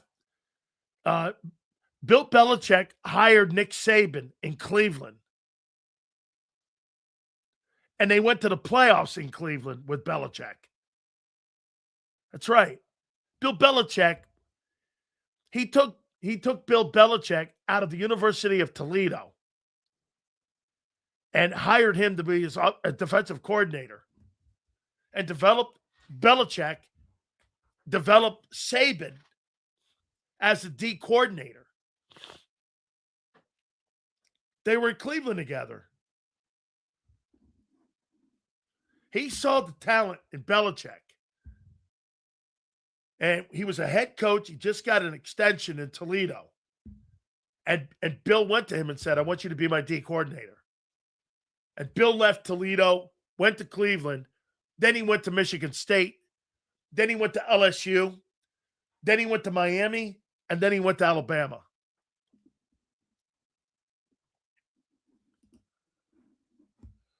Are these rumors with other teams smoke and mirrors or legit interest? Brian Thomas rumor. I believe they're real. Dude, A.J. Brown's a great football player. You're moving on from a great player. By the way, I wish Eagle fans would stop doing this. He's lost his step, and then the same people say, we should get a 1 for him. You sound like an idiot. Wait, one hand, he drops the ball too much, and he's lost a step, but you want a 1 for him. Well, which is it? You're not getting a 1 for a bum. Right, dude? One hand, some of these guys are like, he's not the same player. He's not very good. he's got deficiencies now because he's not the same guy. But at the other hand, you go, well, wait, we want a 1 for him. Well, how can you get a 1 for a guy that you think sucks?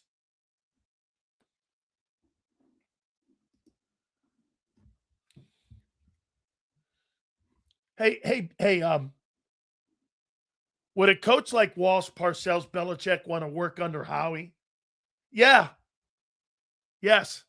But Walsh, Parcells, and Belichick would have way more. Howie wouldn't want to work with Belichick, Parcells, and Walsh because those guys told the GM what player profile they were looking at. Now, if Howie can modify a bit, Howie would be great with those guys.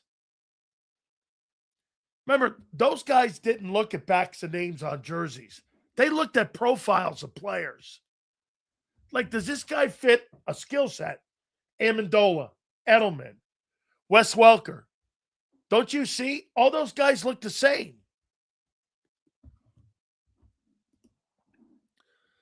Sills, you see Ray Dininger compared Lemon to Steve Smith? That's an insane comparison. How do you know that? How do you know he's okay? I'll compare Mekhi Lemon to Jalen Reagor. That's the same absurdity. Naming him, you're going to compare him to Steve Smith, Sr., without having seen him play in a game. Okay. It's kind of crazy. Guy's never played in a professional scrimmage, but you're comparing him. Okay. Apparently, Vic and Stout have played golf, but according to Vic, Stout's game is improving somewhat. Interesting.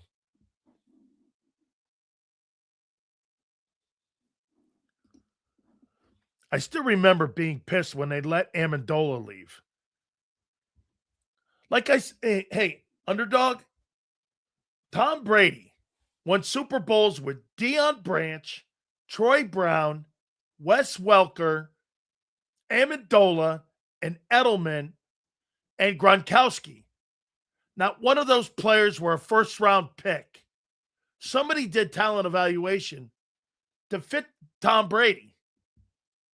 Tom Brady didn't have Marvin Harrison Sr., and Reggie Wayne, and Marshall Faulk, and Edgerrin James in Indianapolis like Peyton Manning did. Peyton Manning won 1 Super Bowl with all that talent. It's an underachieve.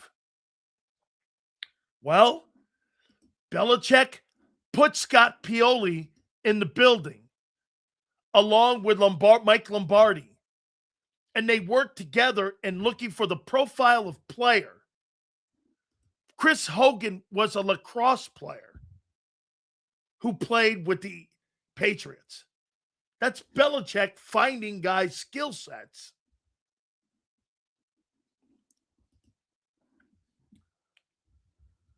Hey, Sills and Zander, do you see Nolan or Moro Joma thrown into the... No. I don't know. Maybe Nolan now. I think that'd be a great year for him. I like Lemon about 800 yards. I think that fills a big gap. It's still a downgrade, but that would be a good year for him. The rest is going to be on Smitty.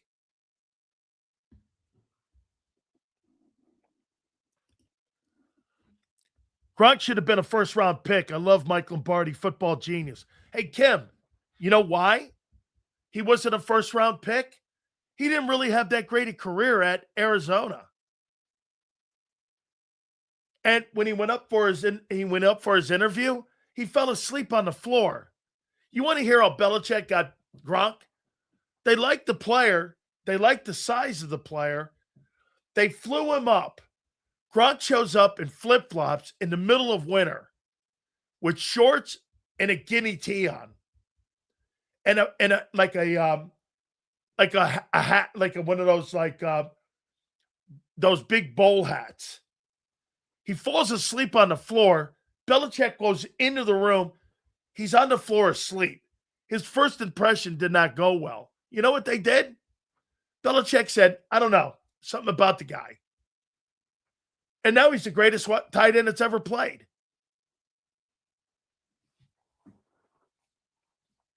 Gronk is 6'6", 270, and blocks like an offensive tackle and has hands like Chris Carter.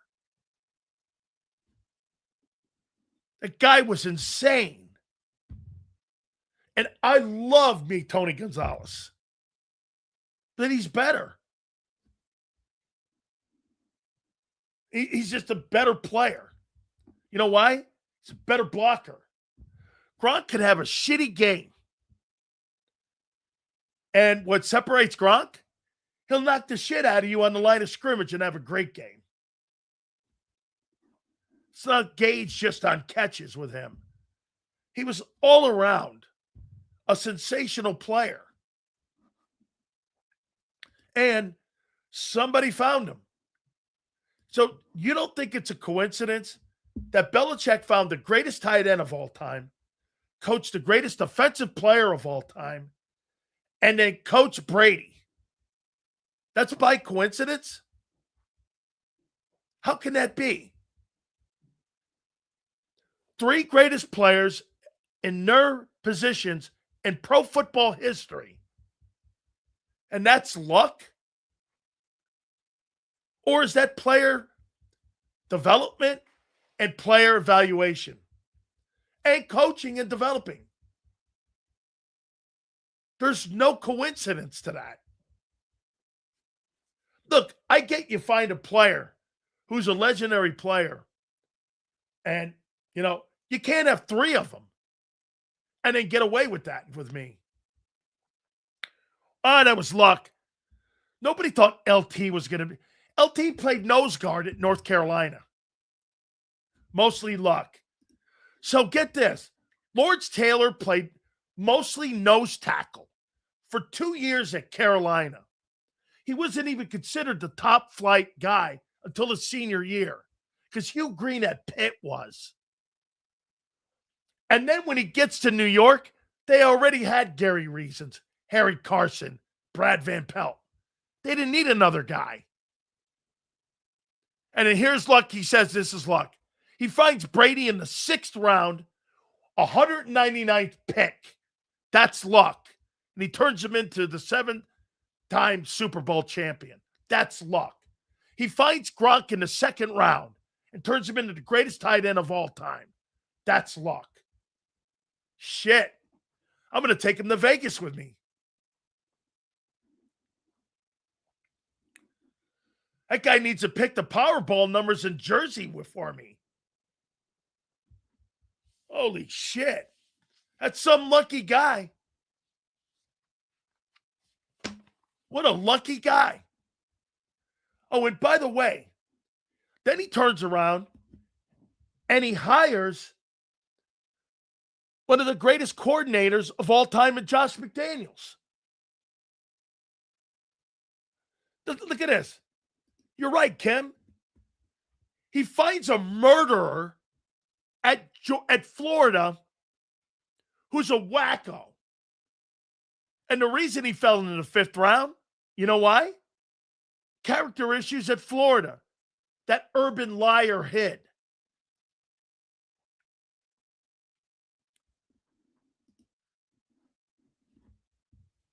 LT was a straight D lineman until the coach made a change at his position. I recently saw that on a documentary. Correct. Josh McDaniels sucks. He just was named the offensive coordinator of the year in the NFL. And he's got 6 Super Bowls. He sucks.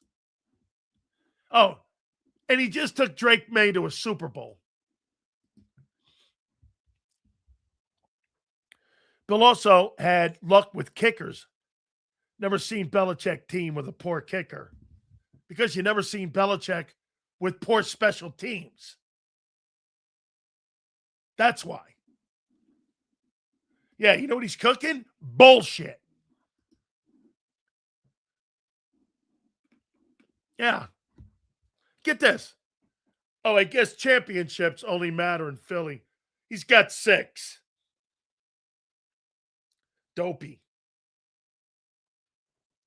Dopey takes, as always. Yeah. By the way, Belichick special teams. So wait a minute. He had Adam Vinatieri. He always had a great kicker for a reason.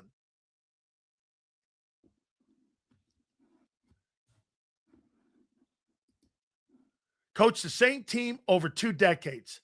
That is so not true.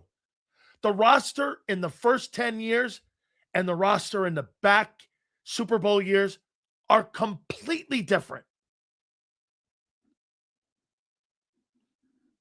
Completely. Belichick literally won games with his game plans alone.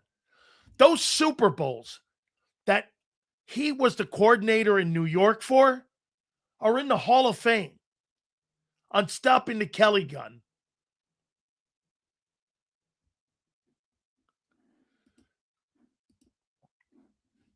Know your friends. With Jason Taylor, Bill talked him into going from a 4-30 to a 3-4 and went to the Hall of Fame.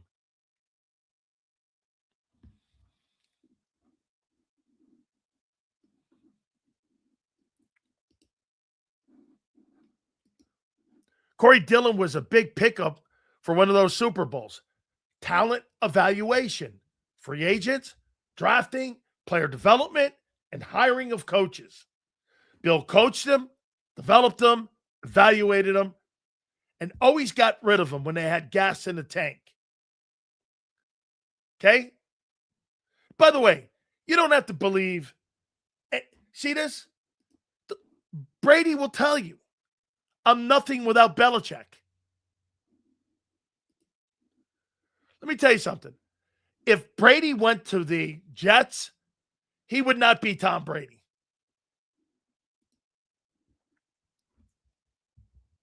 As a matter of fact, you ready for this one? If Drew Bledsoe doesn't get hurt, Tom Brady never plays. They had just given Bledsoe a $117 million deal with a $19 million signing bonus the year before. If Mo Lewis doesn't knock him out and give Brady the chance, Brady never plays.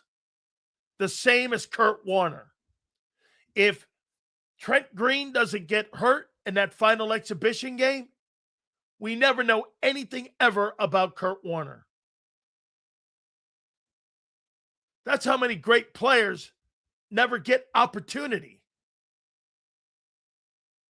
There's so many great players that have gone through the cracks that you'll never know.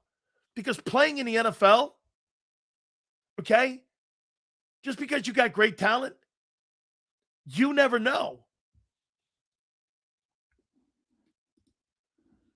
Wes Welker was a UDFA, signed with the Chargers, got waived, and was claimed by Miami. Here's a great story. Patriots traded a 2 and a 7 for Welker. Welker was undrafted and led the league in receptions 3 times. And the Dolphins let him out of the building. Because the Dolphins didn't know what they had.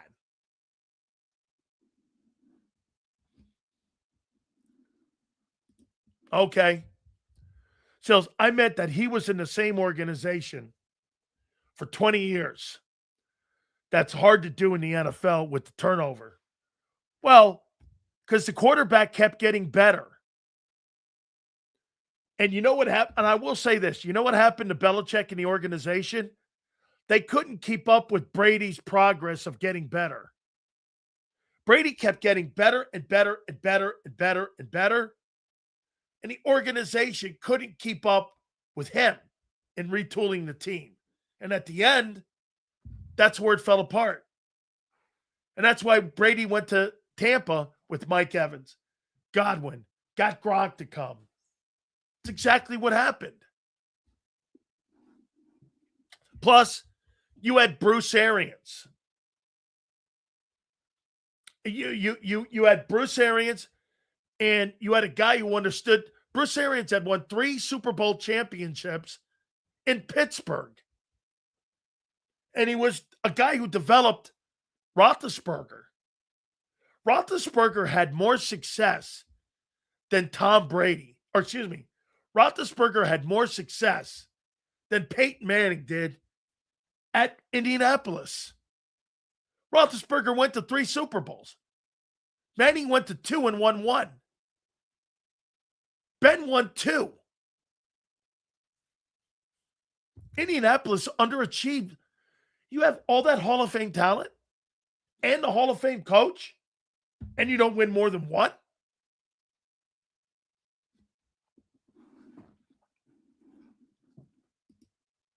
Yeah. And they brought Antonio Brown in on a veteran minimum.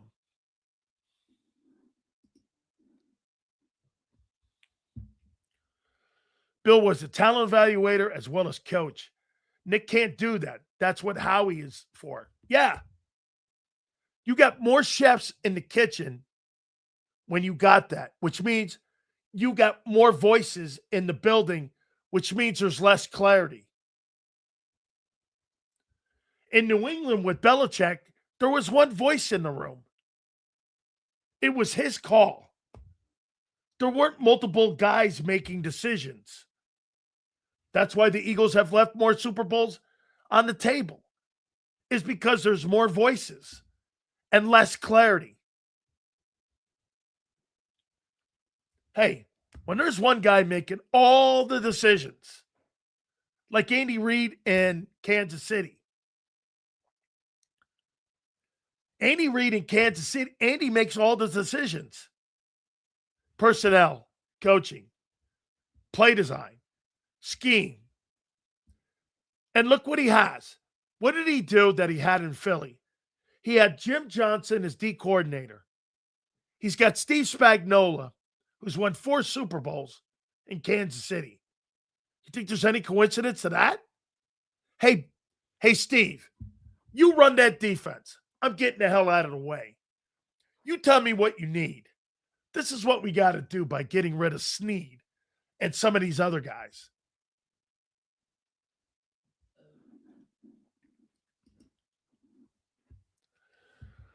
I wanted Daniel Snyder to get Andy Reid and give the man full control. Daniel Snyder has not the ability to give anybody full control. That takes a lot of nuggets. Take my team and win with it. That's why you give Bob Kraft great love. Bob Kraft went, here, I'm getting out of the way, unless I'm needed. Bob Kraft believes in empowerment. Hey, you're the coach. You make the decisions. You're going to be held accountable. It's your team. You go and do what you need to do. That's why Mike Vrabel's not been fired.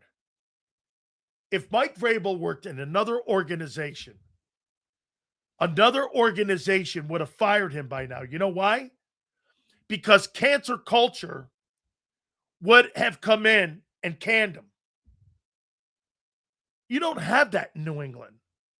You have complete clarity. And get this, when you have all that decision making that Nick doesn't have, that's why it's hard to get rid of a guy like a Belichick, head of personnel, head of the way the game goes. All of that. Here you have levels and layers. And you got to go over each layer. Analytics, personnel department. You know what? Every time I hear John McMullen say this, here's the difference between Kansas City, New England, and Philly. John says it. Howie answers to Laurie. Nick answers to Laurie. Kansas City, Andy answers to one person. Clark, Hunt, and Belichick answered to Bob Kraft. No one else had say. There was no other voice. None. There wasn't another guy in the room. You had more clarity, more responsibility, more of a burden to be good. By the way, this is fact. This is not a theory.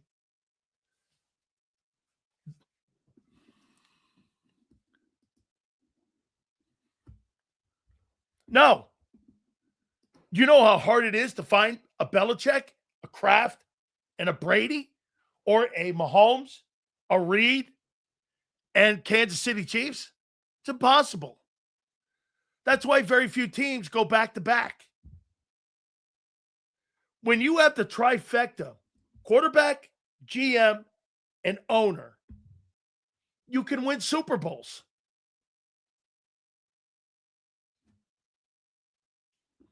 And multiple.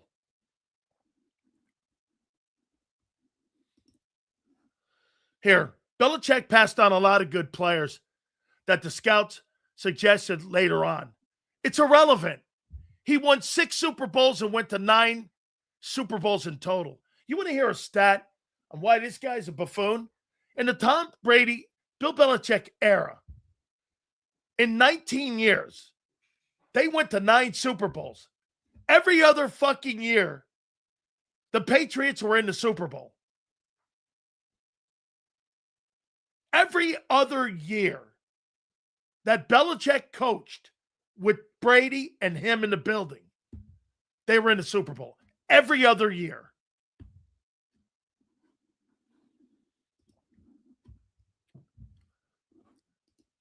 Passed on good players. And a guy who went and won 9 AFC championships. Okay. Whatever. So far in your chat, y'all talking about A.J. Brown. Y'all know, by the way, we've been telling you since January 1, he's gone. And he absolutely had say in personnel in Philly. I know that. But Joe Banner is not Howie Roseman. Kim. Banner was not as talented. And Andy didn't have the luxury of having this Howie. It's taken Howie. Hey, do you agree, Yale?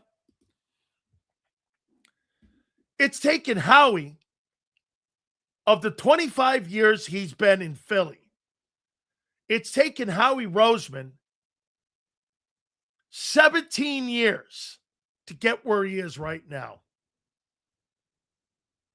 He was fired once, put in the broom closet, came back, and in the last 10 years, he's become a better and greater GM. Right? It's okay. Coaches develop, players develop, GMs develop.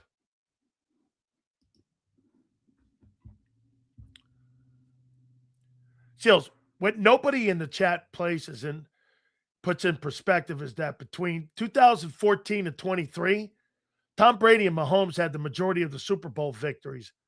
But these counts act like the Eagles team is equal. Not near equal. Not remotely close. Those are legendary dynasties. The Chiefs are a legendary dynasty.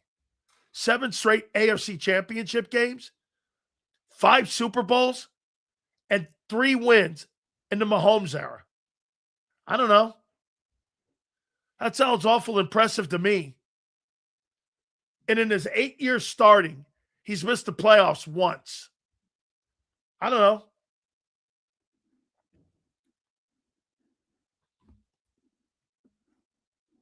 I mean, yeah, and how about this? Kansas City? I don't know if they're going to win the West or they're going to be in that conversation to win the West, but they're going to be a good team. Okay? Look at this here. Yeah, now the Eagles killed the dynasty. It's over. We'll see. You've never had one. As a matter of fact, Philadelphia's had one dynasty in the last 56 years, and it was the Flyers.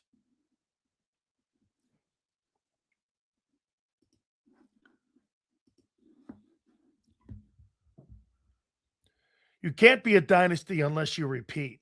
Michael Jordan, Joe Montana quotes, but what the F do they know? Yeah. What do those guys know? 11 Super Bowls between them. What do they know? Jason's going to join us in a couple minutes.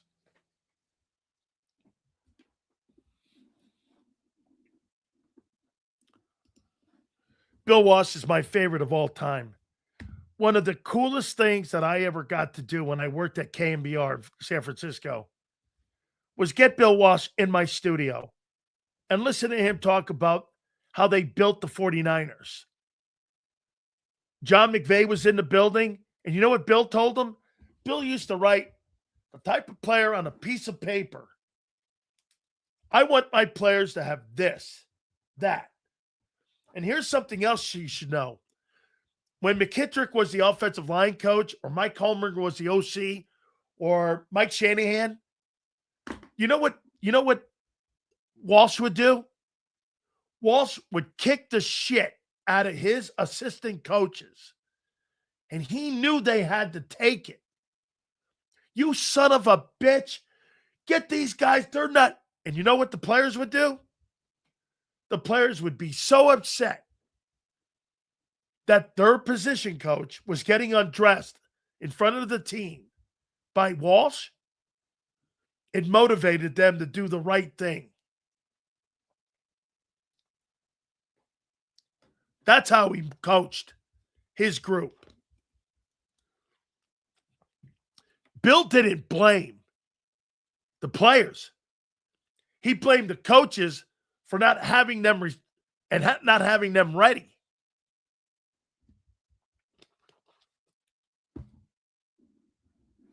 You bet. Bill Walsh was a no-shit guy. He didn't tolerate idle hands. Every time I was around him, the most fidgety guy of all time. He hated idle hands. That was his famous line. Idle hands. Those guys, people sit around and do shit. I hate those guys. Bill Walsh was thinking of trading, was thinking of trading Montana one time.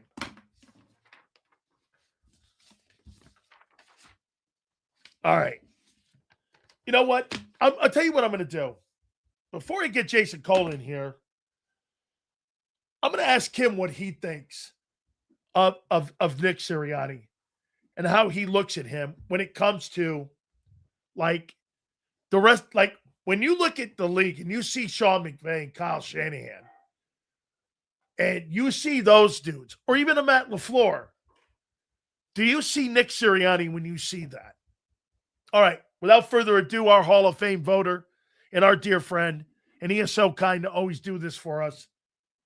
Our friend right now, Jason Coley, joins us. Jace, how you doing, bro? I'm great. What's going on, dude? Let me ask you, Jace, your opinion. When you look at Nick Sirianni, where do you put him in the landscape of the NFL as a coach?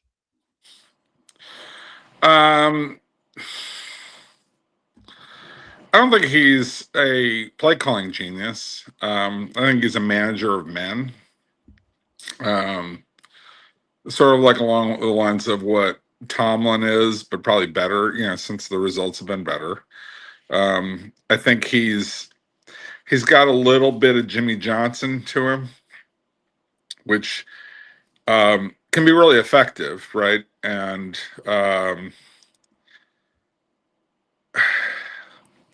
but it burns hot and it burns fast.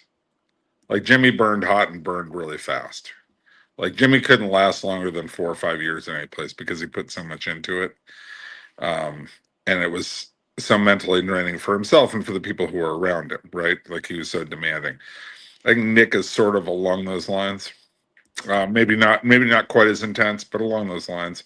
And I think Nick also suffers. I mean, look, Nick suffers from the fact that, in this day and age, coordinators move so fast.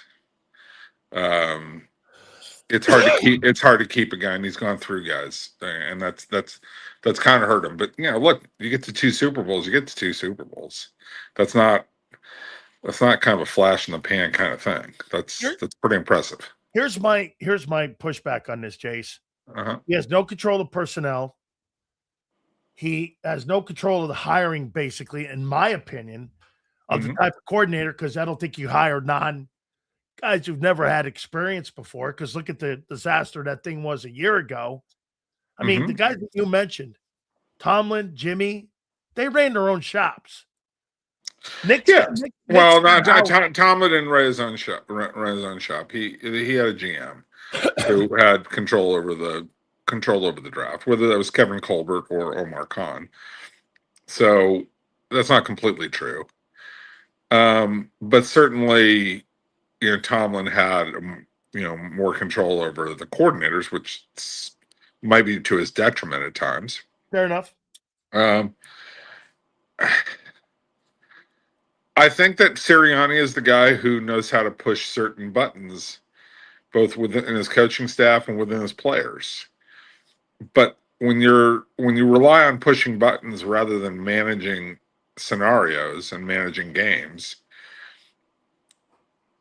you burn people out faster. Does that make sense? Because you're relying on pushing people's emotions all the time. Like that's why Parcells didn't really last very long at a lot of places, right? Because Parcells was a manipulator, and I say manipulator, and it sounds like a bad thing.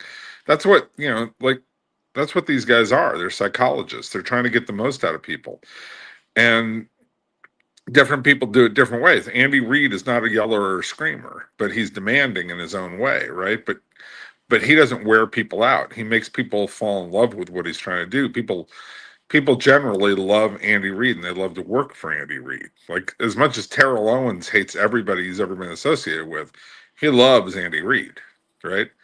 And different people have different styles, and this is Sirianni's style. He's more aggressive and he's more of a manipulator. So do you think that there is an expiration date on those type of dudes where you just mentioned it? Jimmy burned out. Jimmy never spent more than 5 years at any place. Right. That's just Walsh. Bill, I got this from Bill Walsh. Walsh said a coach shouldn't be in a place more than 10 years. Although I'll say this: when he got to the end of 10 years and he complained about burnout and then he wanted to quit, and then he said, "Well, fine, then we'll make George the next head coach." It was like Bill regretted it pretty quickly, like he regretted walking away when he walked away. So, look, I think different sports also have different expiration dates depending on who the person is. But I think when you have guys who run hot, they run hot for a reason and they burn out for a reason. Jimmy Johnson burned out for a reason. Whereas you get guys who, again, are like an Andy Reid or a Don Shula, guys who can manage it and make it last longer, and coach from a different approach. That's a different thing. I would also say this. I think that some of the guys like a Mike Shanahan, a Kyle Shanahan, an Andy Reid, a Sean McVay, enjoy the process of the game more. Like there's a chess game side of it, which is a mental challenge, which they tend to enjoy. So they like to play that side of the game, if that makes sense. Yeah, sure. Whereas I think Jimmy enjoyed the strategy of the game.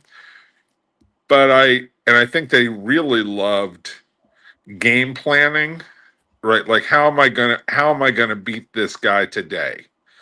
He was really great at that, but he wasn't necessarily an X's and O's genius, right? Yeah. He had a style he liked to play, especially on defense, He was a and delegator. but he was really good at picking players who fit the system he And wanted to coaches. play. Right. He wasn't great. Like Shula was great at taking guys and figuring out what system fit them best. That's why he played two very different systems in his career and adjusted to like having Tom Matty be his quarterback in a game and winning that game, stuff like that. You know, Jimmy wasn't quite the same. And that's not to say that one is better than the other. They're just different. What makes Howie Roseman the best general manager in football, in your opinion? I think he is. Hey, Jason, I can't tell if he's better at cap stuff or the valuations that he's been having the last 6 years in the draft. Maybe it's both. I don't know. I mean, he's really in the salary cap era. He's really starting to separate himself, him and John Schneider. Well, Schneider's better at picking players. I think so. Schneider's a pure scout. I mean, he's a Ted Thompson, Green Bay Packers, you know, Scott McLuhan type of scout, right? Like up in that genius category of scouting. Howie's good at scouting, and I think he's good at recognizing what I like to call is the draft is a actuarial table. And that's a really boring term for, talking about insurance. Okay, right. But like he took Devontae Smith in the first round, but he took him in the right part. He took him in the second half of the first round. He waited for that guy. He didn't go. He wasn't, like jumping up to go get him too high because you don't take skinny wide receivers too high. He paid for AJ Brown because you pay for AJ Brown. You make certain trades and certain evaluations. You recognize the talents of your quarterback and you surround him with a lot of gifted people. You go and make a deal with Saquon Barkley because he's the key cog to make everything else work, for a couple of years, right? Which he has been. And I know they weren't successful last year, but Saquon is still a really important part of what they're doing. He also recognizes offensive linemen. He's done a really good job on depth, on creating depth there. But I think the thing that impresses me most about Howie is like his own man, even though he's not necessarily a football man. Like he didn't come up in the scouting side, but he has an idea of what he wants to do. He has a confidence within what he does. I don't think that he pretends to be a football guy, but I think he's a really good listener to his scouts. Whereas, like Mike Tannenbaum, I think one of his faults is that he started to believe that he really was a football guy and that he'd come up on that side because he had listened to Parcells. And that's not necessarily true. Like, have an idea of how you want to do it, follow your scouts, follow the values, and be resolute in what you're going to do. Like the AJ Brown thing, a lot of people would have panicked early on AJ Brown and just tried to get whatever they could for him. He's sitting there and waiting it out, saying, "Look, I know the value is going to come back up, and I'm willing to play it out. And I don't need to get draft picks this year just because everybody says I do. I'm going to max out the value of this guy later on when people realize, oh, maybe I didn't really get in the draft what I needed to get. And now I got to get a real player to run my offense." Like he's clever that way and he's resolute that way. And I admire that in people. He picked a direction. It doesn't always work, but he picked a direction. And for the most part, it's worked brilliantly. Jason, do you agree the days of having a coach or trying to find a coach? I'm going to use Belichick as an example. When Belichick was in New England, Bill worked with Mike Lombardi and Scott Pioli. He was right involved in finding the players to surround his quarterbacks with. He dealt with the cap. He dealt with player execution. He built with the kind of scheme. When you have that kind of control, you got more clarity. However, finding that guy to have all those hats, it seems to me in today's NFL, they want more of the Siriannis, working with the analytics, working with the front office. Am I wrong with that? Or if you see someone special, do NFL teams still gravitate to that one guy? Andy Reid runs the show in Kansas City. He's an old school guy, though. He's an old school guy, but his fingerprints are all over. All over that team. He put Kyle Red Beach in the building. Kyle Shanahan's fingerprints are all over everything.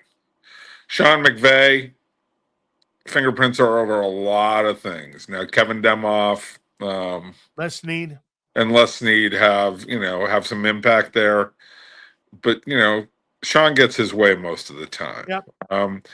There are still guys out there.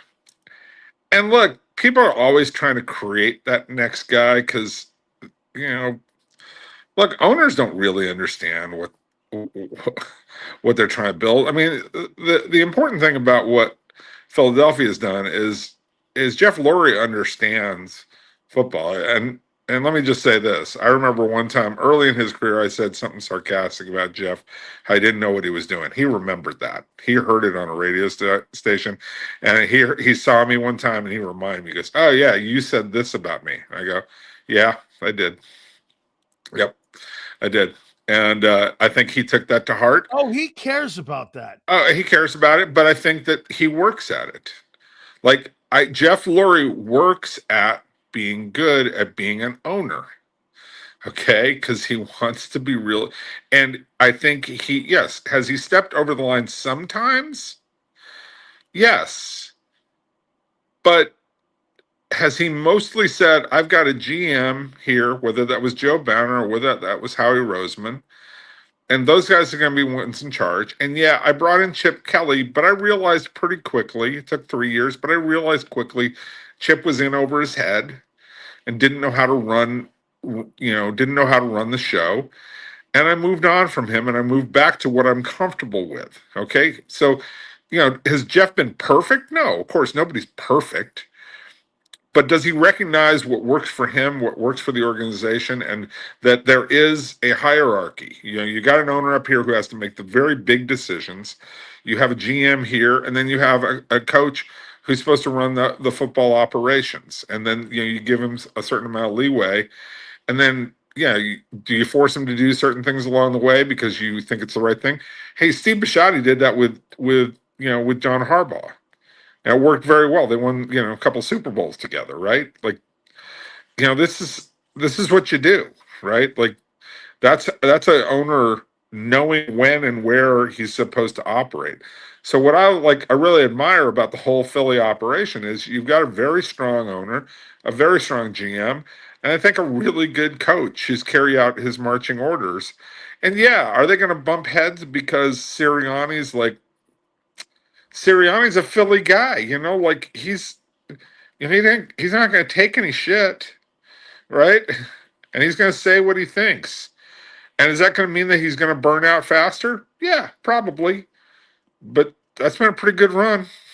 That's a pretty good run. Even if you only get the one Super Bowl out of it. And again, the one thing I will fault them with, and they can't really control this, but this is where they are and have to solve it. And we've talked about it a number of times. Is, you can have all this kind of leadership you want, and, great GM and great owner and a great coach. Look, if your players are knuckleheads, they're going to be knuckleheads. Like, if Jalen Carter's going to continue to be a knucklehead and, spit on people after the first play of a game and get kicked out, how are you even angry yet, man? I mean, what are you doing? How are you pissed off after one play? Right? If you're going to do knucklehead things like that, you're going to have a knucklehead result when your best players do knucklehead things. When you have guys like Fletcher Cox, and and you got older established guys, Jason Peters types of guys, or Jason Kelsey types of guys around, you get good results.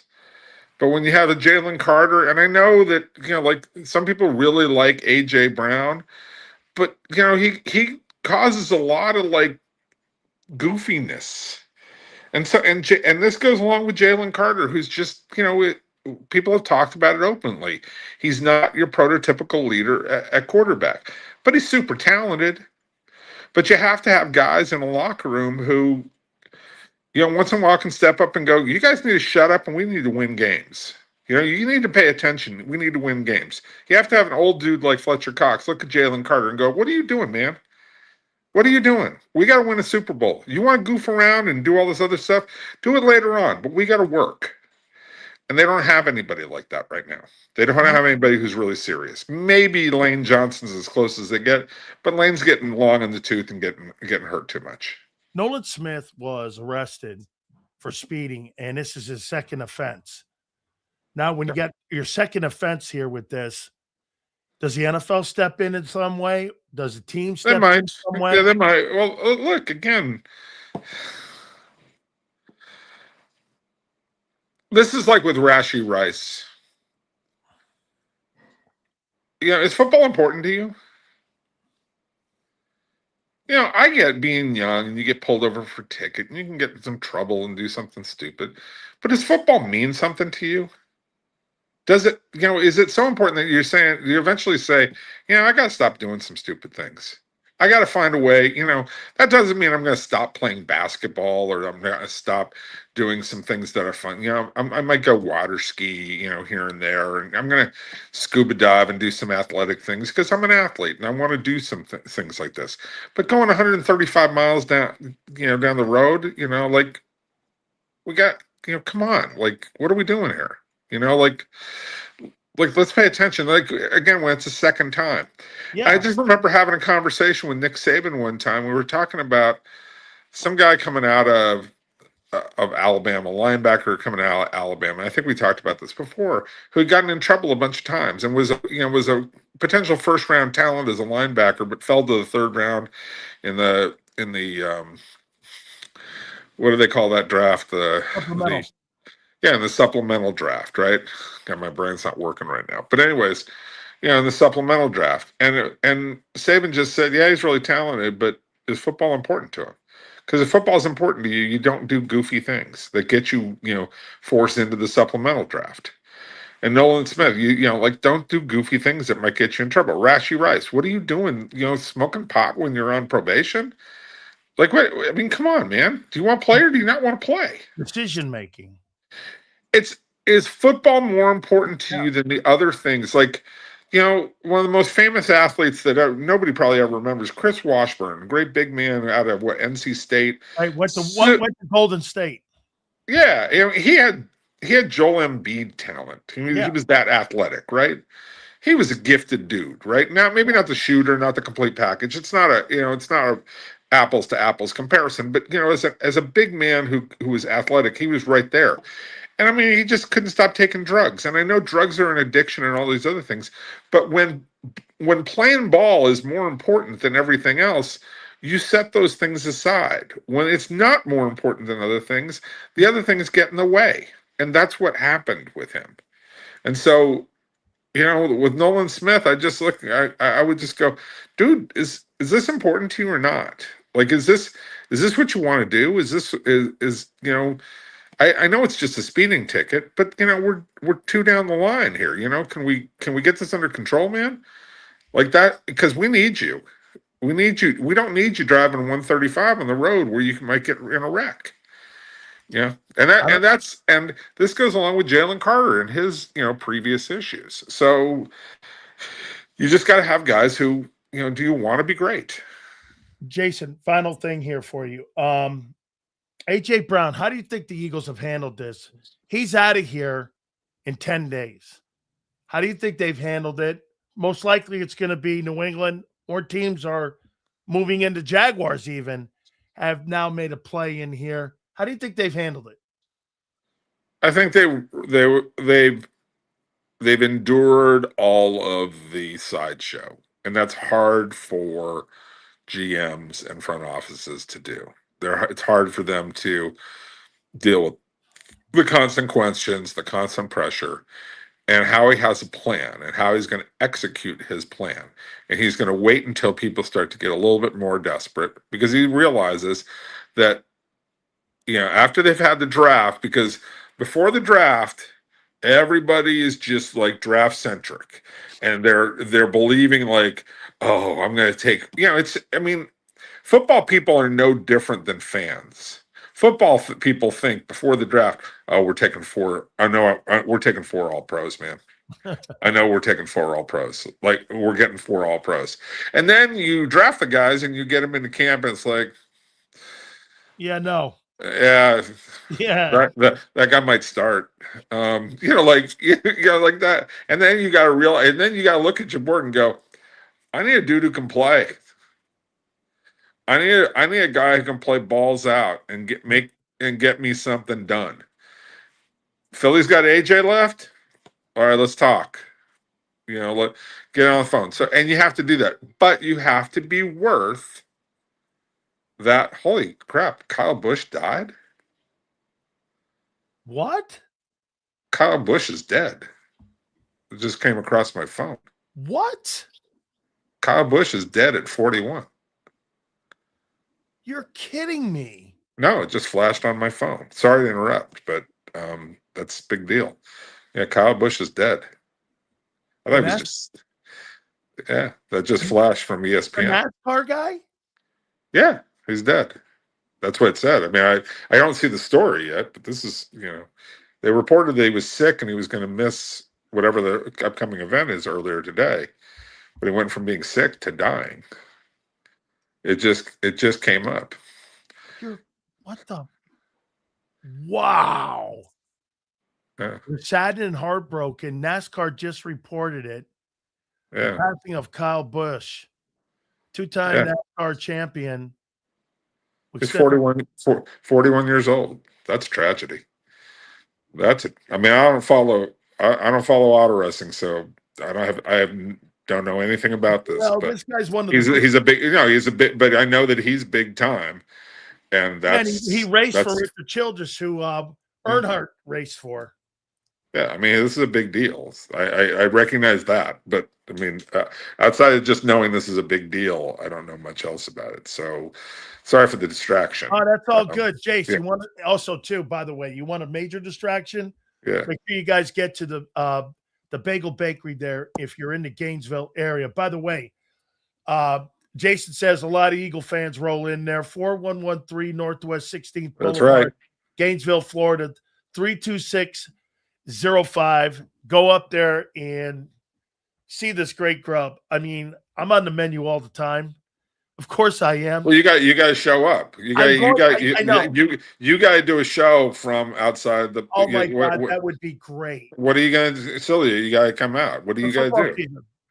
Yeah, and I know it's Gainesville, and I know it's hard for you, but you got to come do a show. That's right. That would be Dan Sileo in Gainesville. That'll be something. Around the Gatorland. That's actually very appropriate. Hey, thank you so much, Jason. I'll see you, dude. I love you, man. Thank you. I'll talk to you. Be good. You got it. Wow, Kyle Busch. That's terrible, man. Wow. Sileo ain't getting on a plane. I think you guys have been polluted by Zander. My wife will say the same thing though. This guy don't leave the house. She's not wrong. He just doesn't leave the house. Holy cow. That's tragic. Kyle Busch. Holy cow. Dead at 41. Man. This guy was a big-time dude, man, in NASCAR. By the way, tomorrow, Mike North will be with us at 4:30, and we will have Adam Kaplan tomorrow at 5:30, and we'll talk some football on a Football Friday. That'll be 10 days to the A.J. Brown drama. So, guys, we appreciate you. Please hit the like button, and we shall see you on the flip side.